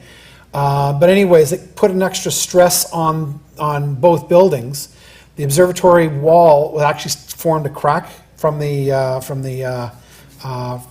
what do they call those bricks? From the bricks, and that put it was just terrible, just terrible. Well, a number of people actually helped out with that, and I'll show some pictures with that later. So there were some major structural issues with the observatory and the clubhouse that's now been taken care of. Ongoing rodent problems. It seems to be worse now in the last few years than it has been back in the 70s, 80s, and 90s when I was involved. Wood needs to be repainted.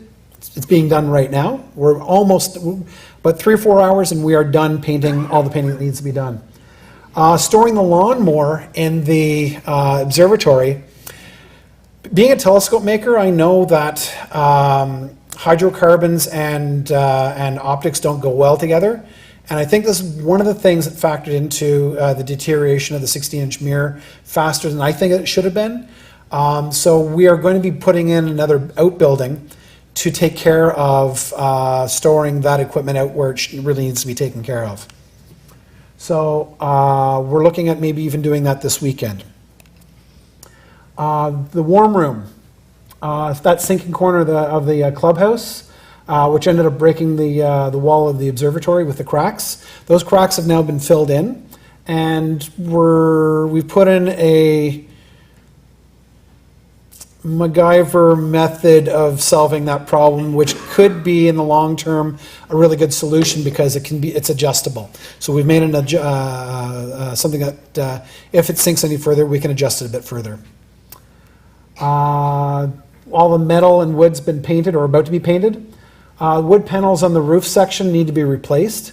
Where are we here? Oh my goodness, talk about a library. Inside of the clubhouse there is a plethora of old Sky and Tells, star charts from 1950s, et cetera, et cetera. And we're going to have to figure out how to deal with this. Unfortunately, the mice have gotten in there, and we're talking about cleaning it up, recycling, or giving away some of those materials. That's something that's to be discussed at another time. Carpet needs to be cleaned. There's 2 telescopes in the warm room that need a home. We're looking at taking care of that as well. The steps need to be replaced. We've fixed them up sort of manageable right now, but we will be taking care of that, and the sign needs to be rehabilitated. So now the good news. Most of the major problems have been fixed, and or will be fixed very, very soon. And I was one of the discussions that we had when we were doing all of this work is, can't believe the engineering that went into this site. For those that actually did it, very well done, very well done. And considering that the building is almost 40, 50 years old, it's done very, very well. The 16 will be replaced very soon with an 18-inch Starmaster. That is a Dobsonian type of go-to telescope. One of the problems that we had with the 16, from the survey that we received, that people found the 16 very cumbersome to use. They found it very technical, very difficult, and that's one of the reasons why it hasn't been used. We noticed that there's been a real drop in the last 3 years, according to logbook entries, which also corresponds to the lousy weather we've been having for the last 3 years.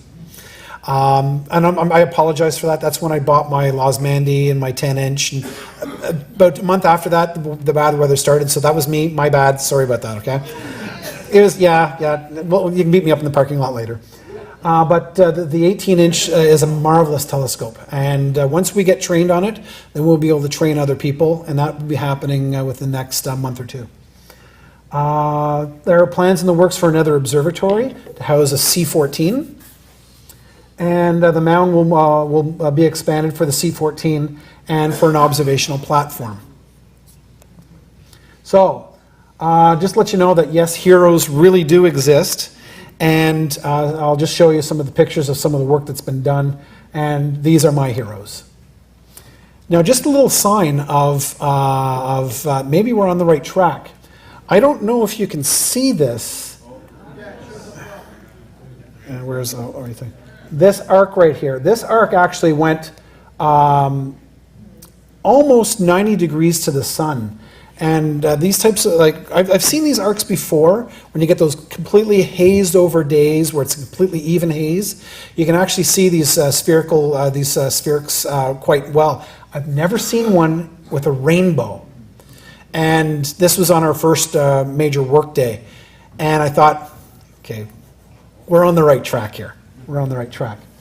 And of course, our very last FLO members only star party, we were treated by an absolutely incredible G3 magnetic storm, which NOAA did not predict. The National Oceanographic and Atmospheric Administration that predicts all this stuff, they didn't even see it coming. A G3 storm. And not only that, we had 2 passes of the International Space Station and views of a supernova. So you couldn't ask for a better night than that. So that was an absolutely awesome night as our last official night with the 16 as a group. So there's some special thanks out there to many people. And I know that there's some people that we didn't mark down because we didn't have documentation for them. But there are so many people that are involved with the rehabilitation of FLO. And I just want to say, first of all, there's a reason why there are co-directors. I've been involved with organizations where I was the one-shot or the lone pony going into do everything. It can't be done in something this scale. And I'd like to personally thank the previous co-directors, or the previous directors of FLO, because I see how big of a job this is.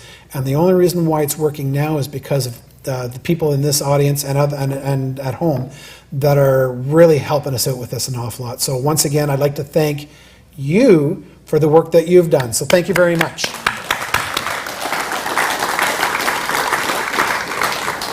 So there's important things that we need to know about things that are coming up. The gate lock will stay the same. The key code, there's going to be a key code for accessing the clubhouse and warm room. There'll be more talks on that later on. There's going to be a policy for keys to the observatory. That's also going to be developed very soon, as well as training with the 18-inch. So I'd like to turn things back over to Paul with that. Thank you.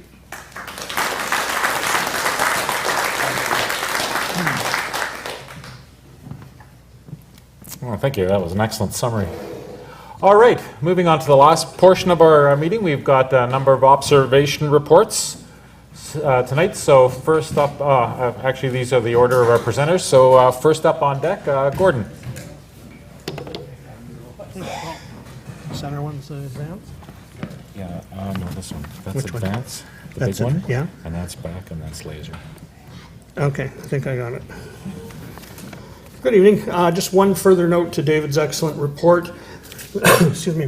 When I change the lock on the warm room, the combination will be the same as the gate for the time being. So if you get out there, if you've got a key and you get out there and the combination lock is on, it's the same as the gate. Also on the FLO, the next scheduled members-only star party is for the July 22nd, and I'm going to call it as a go now, subject to change. So where are we here? There we go. Okay, so a few months ago I picked up a Mellencamp Skyraider AG. That's the little one that comes with the notebook. And I picked it up mostly to augment visual observing in my late polluted Orleans backyard. And I've been quite impressed with it. So I've got a bunch of images here that I've taken with it. Now this is M51, and this was taken, this is a 14-second exposure. It was taken in Orleans. It's on with my 12-inch Dob. Okay. Sorry about that. A near comet. This was M61. This is also taken in Orleans with the Dob, and again, it's a 14-second exposure. And the purpose was to be able to do sketches from it. So there's the sketch done from that image. About a week or 10 days later, I got out to the FLO, and just for comparison, here's M61 with a 6-inch Newtonian, an F5. This is a 30-second exposure. A lot more detail. I had the 12-inch Dob set up beside it, and I wasn't getting this detail visually. And M51 for comparison to the earlier shot. That's a 14-second exposure as well. We did M100. Which one's the laser? Oh, there it is. Okay. What I find interesting on this one, don't know how well you can see them, but there's a galaxy there, and I have notes. I can tell you which ones they are, so I can orient myself. According to Sky Tools, that's NGC 4322, and it's a magnitude 15 galaxy. According to Wikipedia, not WikiLeaks, Wikipedia, it's NGC 4323, so I'm not sure which one is right, but I'll go with Sky Tools. This one over here is 4328, and that's magnitude 14.2, and sort of in the middle is a PGC 40214, and that's 16.5 magnitude. And there are also a couple of others up in this area here, but they're not showing up on the screen here. So, and they're down around the 16 magnitude. So I thought that was kind of neat for that little camera. Next we have 106, no, M65 in Leo. That's magnitude 10. That's 25-second exposure. M106, 25 seconds, 9.1 magnitude. That's maybe even a little overexposed. And the Sombrero, 104. 9.1, and that's a 25-second exposure. And I tried for a little tiny one that I've always been kind of curious to see and have never seen before.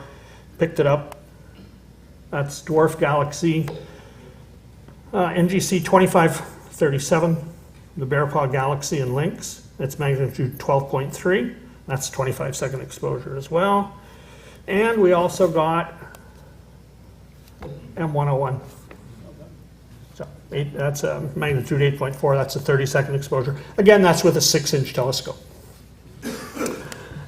Then, before I go to this next one, on Canada Day, Shoni, my wife, and I had a little discussion about where we should go to watch the fireworks. And I had suggested taking the bus downtown, and she wanted to drive to Lookout along the river. So here's the view from Lookout along the river. So I managed to get the moon, Jupiter, and the fireworks. And that's it. Thank you.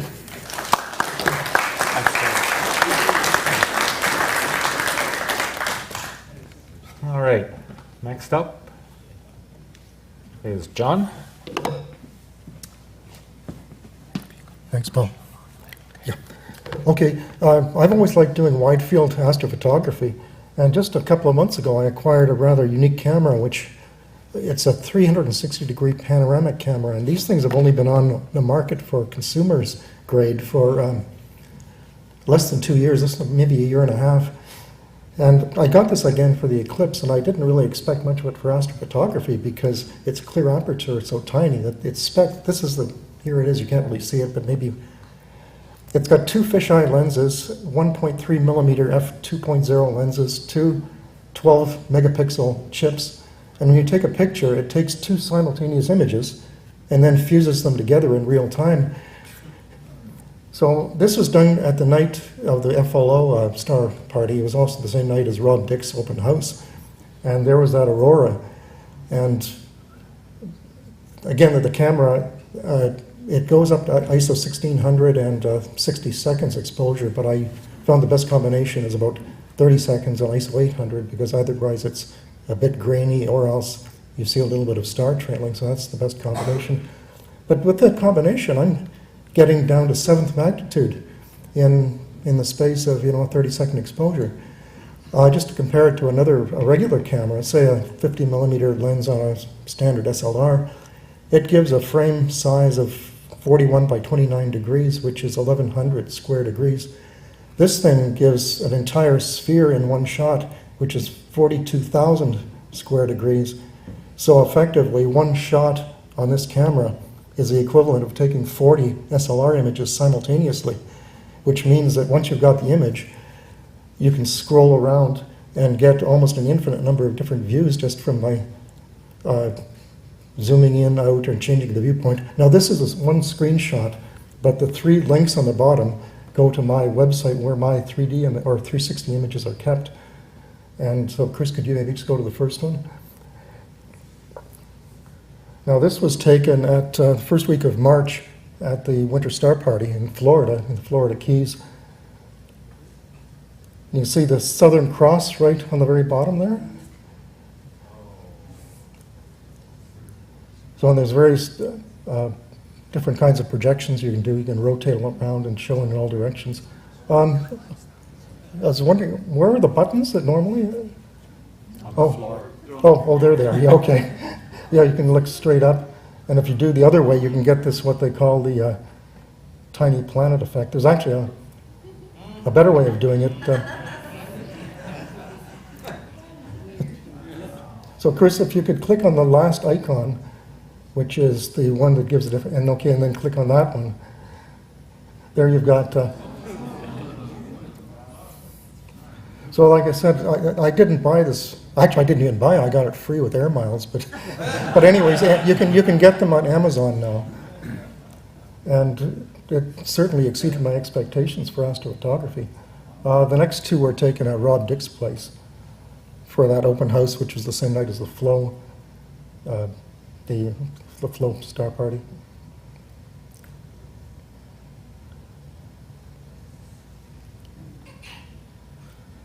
And again, like I said, that wasn't even a perfect night in terms of transparency. I would have maybe put it at 3.5 or 4 out of 5, and we're still getting to 7th magnitude there. And then you see all the nice auroral glow there. Oh, and another thing, this is the ultimate selfie camera. Since it sees everything in all directions, it's almost impossible to get yourself out of the image. What I was doing actually was I'm putting this on a tripod and then triggering it remotely with my my tablet, because you establish a Wi-Fi connection between the tablet. If you don't have to, if you don't have a tablet handy or a tripod, what I do if I don't want myself in the image, I just hold it over my head like this and snap it. That way, all it gets is my hand on the top of my head if you look straight down. John, couldn't you just go to the other side of the little planet? Yeah, I suppose so. And you can see auroral patches going right down to the south. John, what's the name of the device again? It's a Ricoh, made by Ricoh, and it's called a Theta S. There's actually 3 models out right now, and they're coming out with a 4th in September. The S is their top of the line model right now, but they have one called an SC, which has almost the same capabilities, is almost $200 cheaper. That if I was buying one, I would get the SC model, not the S. That the only difference is that instead of, this one gives up to 25 minutes of video, the SC model gives only 3 minutes of video, but it still has the same amount of onboard memory. Plus, it doesn't do live video streaming, which is something that's not easy to do anyway. There's a lot of technical details that have to be done. And then I guess there was one more. Oh, that's Stephen North off to the left there. Oh, is this the third one? Yeah, okay. Yeah, okay. That's the same one we opened with, but you can see the sort of a hook of Leo above Stephen's head there, and the Big Dipper straight above the observatory, and nice auroral rays. You know, I was just this past week, it occurred to me that I could have tried at least to take some video of that aurora. It didn't even occur to me because it'll do time lapses and it'll do 30 frame per second video as well, but which I haven't really experimented much with yet. Oops. Okay, but anyways, these are done on a laptop, but it's nice if you do it on a tablet. Also, you can use finger gestures to move around different viewpoints. But if anybody's more interested, I'd certainly be happy to talk about it. I've got my tablet here with a few more images on it. But like I say, it is a very capable camera and it does a lot. Great. Thanks, John. Quick one from Roman. Hi, everyone. I'm just down for a quick vacation. Had a great time at the GA. I actually forgot that I sent this photo in 6 months ago. I sent in a panorama shot taken from my iPad Air from Arctic Bay, taken at around midday, solar noon, and it showed that it was basically black. In June, I traveled up again with the Court Circuit, and I took this photo from almost exactly the same spot, except that this photo is taken at 26 minutes past midnight on June the, hold on, I've got my notes here. Anyway, taken 26 minutes past midnight Eastern Daylight Time, Sunday, 11 June 2017. So it just shows that at that time, the sun, you can't see the sun itself, and it's actually behind the mountains, but you can definitely see if you look out onto the white bit over the houses, which is the bay. You can and onto the King George V mountain, which is behind the pole. You can definitely see the sun is still shining, and it's at that time of year, it's shining all the time. It's above the horizon, so I just thought it would provide a nice contrast. And it's almost due north. Yeah, it would be if it's at I guess you would call it solar midnight or midnight. It would be almost due north. That's correct. Thanks, Roman. All right, and Mr. LeMay, what do you got for us? Thanks, Paul. So this is the scene of a fierce bidding war for my telescope gear at the Winter Star Party last year. This is a time lapse of the ocean, the Gulf tide coming in throughout the time lapse, and the moon setting, and the stars all popping out. But the guys knew what I did, and they knew that in the area there was Portuguese nanowars. Apparently that week they were not that bad, but I found out the next day that, yeah, the week beforehand they were everywhere. It was a real problem. So the beginning of this is at early...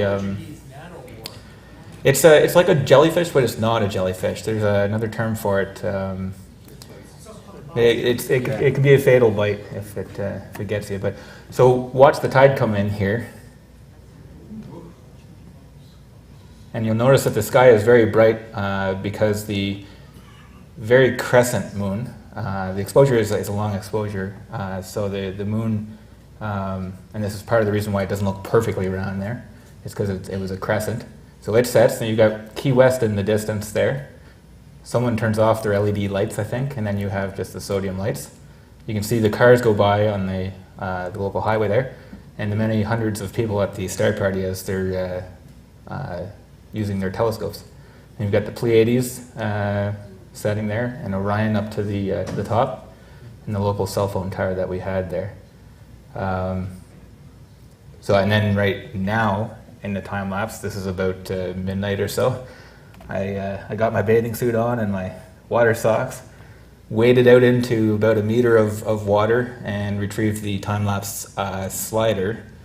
And yeah, seriously, all the guys were saying, "You're gonna die out there." So I'm coming back in with the tripod, 2 tripods and the slider, and between the 2 of them, balancing as I'm stepping on all the slippery rocks down below. But I made it to shore, and here's the result. Thank you very much.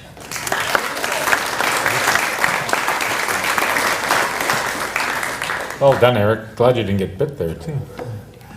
All right. Eric, excuse me, Paul? Yes? Eric, what is your time interval between shots on the time lapse? Sorry, can you just repeat What was the time interval between shots? Probably about 5 seconds. I had the camera going almost constantly. There's a lot of, I can't remember how many shots, but this was probably like about 1,500 or so. Okay. So it was like every 5 seconds take a 10-second long interval or for the picture, and then wait 5 seconds and then go another 5 seconds later. So it was almost constant. Thank you. It was I believe I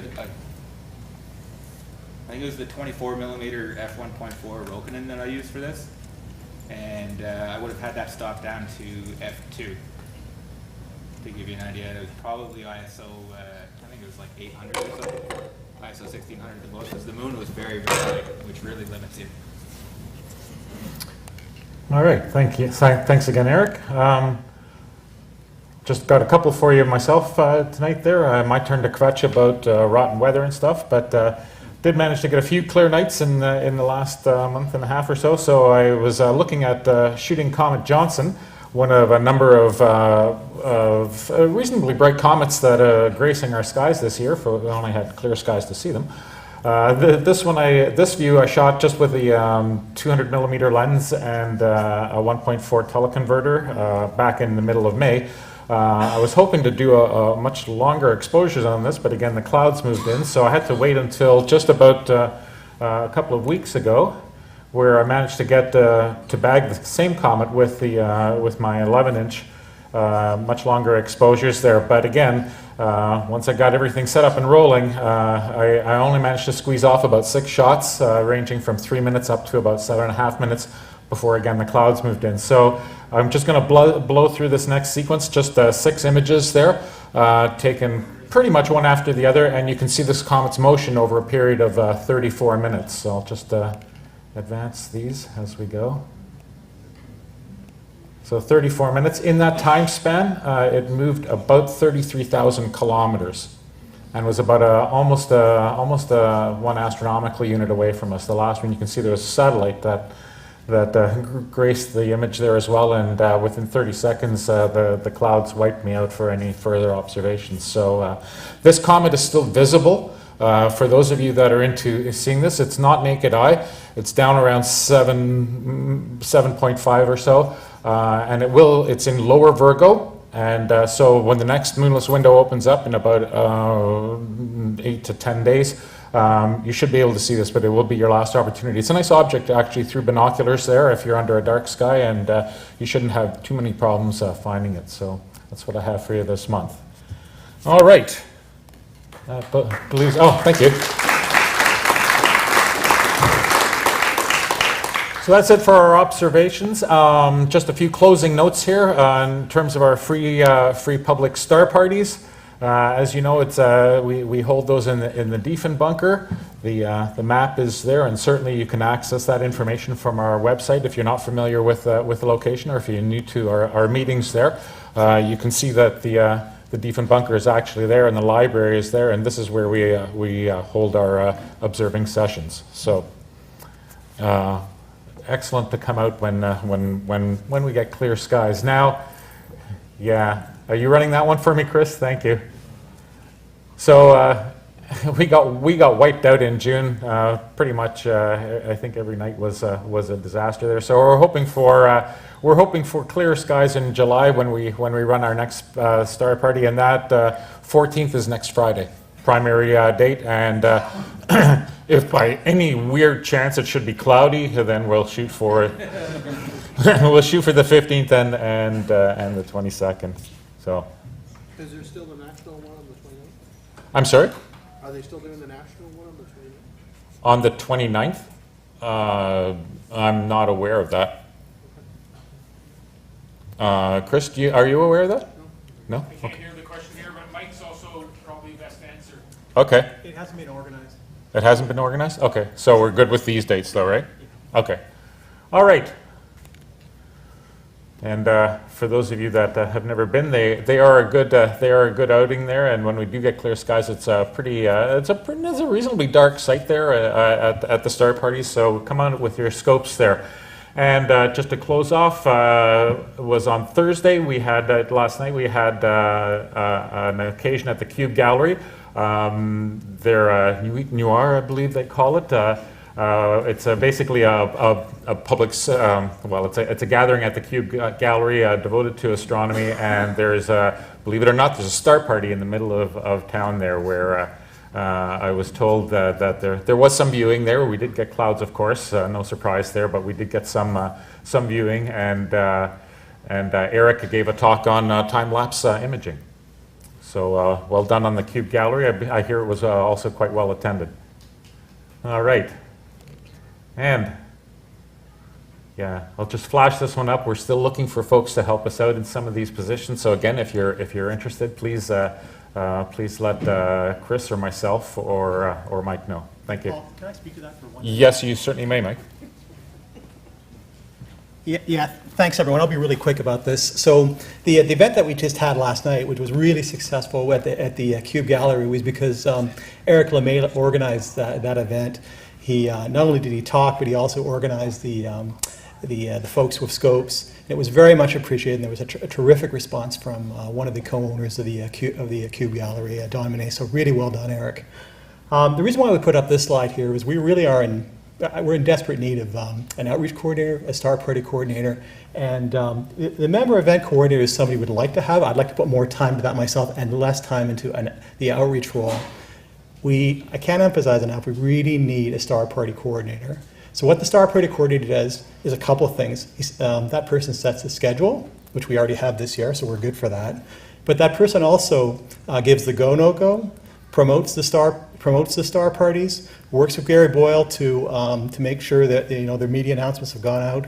But also sends out, and some of you may not know, we have to send out communications to emails to the Diefenbacher folks to let them know that there's a star party is going to happen, and the CARP library folks as well, the management there as well. In addition, we also have to make sure there are on-site supervisors. These are people who make sure they're safe, we have who watch out after safety, make sure the lights are turned back on at the end of the evening and so forth.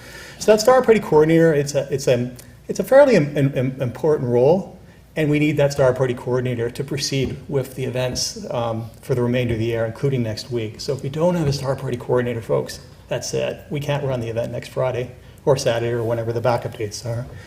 So if you're interested in this role and the outreach coordinator role, please let me know. Let's have a chat after the meeting, because we're in a situation. I know Carmen has mentioned it in the last couple of meetings. We need these roles to keep going and to have that sort of essential service with the community. Okay. Thank you, Mike. And Brian. 5-second thing. One thing because I didn't have a slide is why I didn't remember. The last day of our GA was actually the Monday, and Chuck took a tour out to the Holliford Crater, about 2 hours southwest of Ottawa. The reviews coming back from that are phenomenal, and Jillian worked hard to help support that as well. And I think people are going to be talking to Chuck about doing a tour like that for Ottawa Centre, just to do a rundown. It'd be amazing. It was a great job you did with that. Yeah.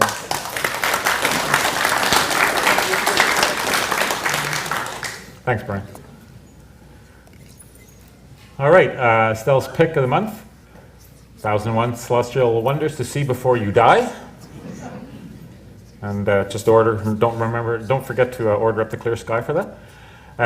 Membership, our usual slide just to show you our membership packages there. We have different packages for families and regulars, youth memberships as well. One of the benefits is our telescope loan library, our book library, and our refurbished FLO, which stay tuned. We'll have more and better pictures soon. I knew I'd do that sooner or later. Also, as a member of the RASC, you receive the Sky News as part of your membership. The Observer's Handbook, which even in this day and age of infinite information on the internet, I still refer to that very frequently. And you have access to Astronauts and the Journal as well. All right. These are the folks that you need to talk to if you'd like to ask about any particular aspect of membership. And you can always catch our meetings or pass it on to your friends that our meetings will be available on YouTube when Eric has a chance to go through the video. All right. Also, our website there gives you can access previous meetings. I think from the time that we actually started doing this, and so if you've missed a meeting or would like to review some, these are available for you. Okay, we had Triple X on the audience there. Thank you for every... I thought that's something you drink. Is that not? I don't know. Thank you for all the contributors for tonight's meeting. And you know what? And thank you for the Canadian to the Aviation and Space Museum for hosting us. And look at that, it's 9:30 EKT, Eastern Cloninger time. For those of you running on EDT, sorry, we are running a little bit late, and I'm going to blame Brian on that because I was on time. Thank you, everybody. Enjoy your weekend, and we will see you next month. Thank you. Oh, Grace O'Malley's for those of you that are interested. I'm sorry. There we go. Oh, yes, and I should say, I'm being sloppy here because I'm trying to rush and stay on time. August the 11th, it is the second Friday, the next meeting, not the first Friday, so we are on August the 11th at 7:30 here. Same time, same place, all right? Take care, everybody, enjoy. Clear skies.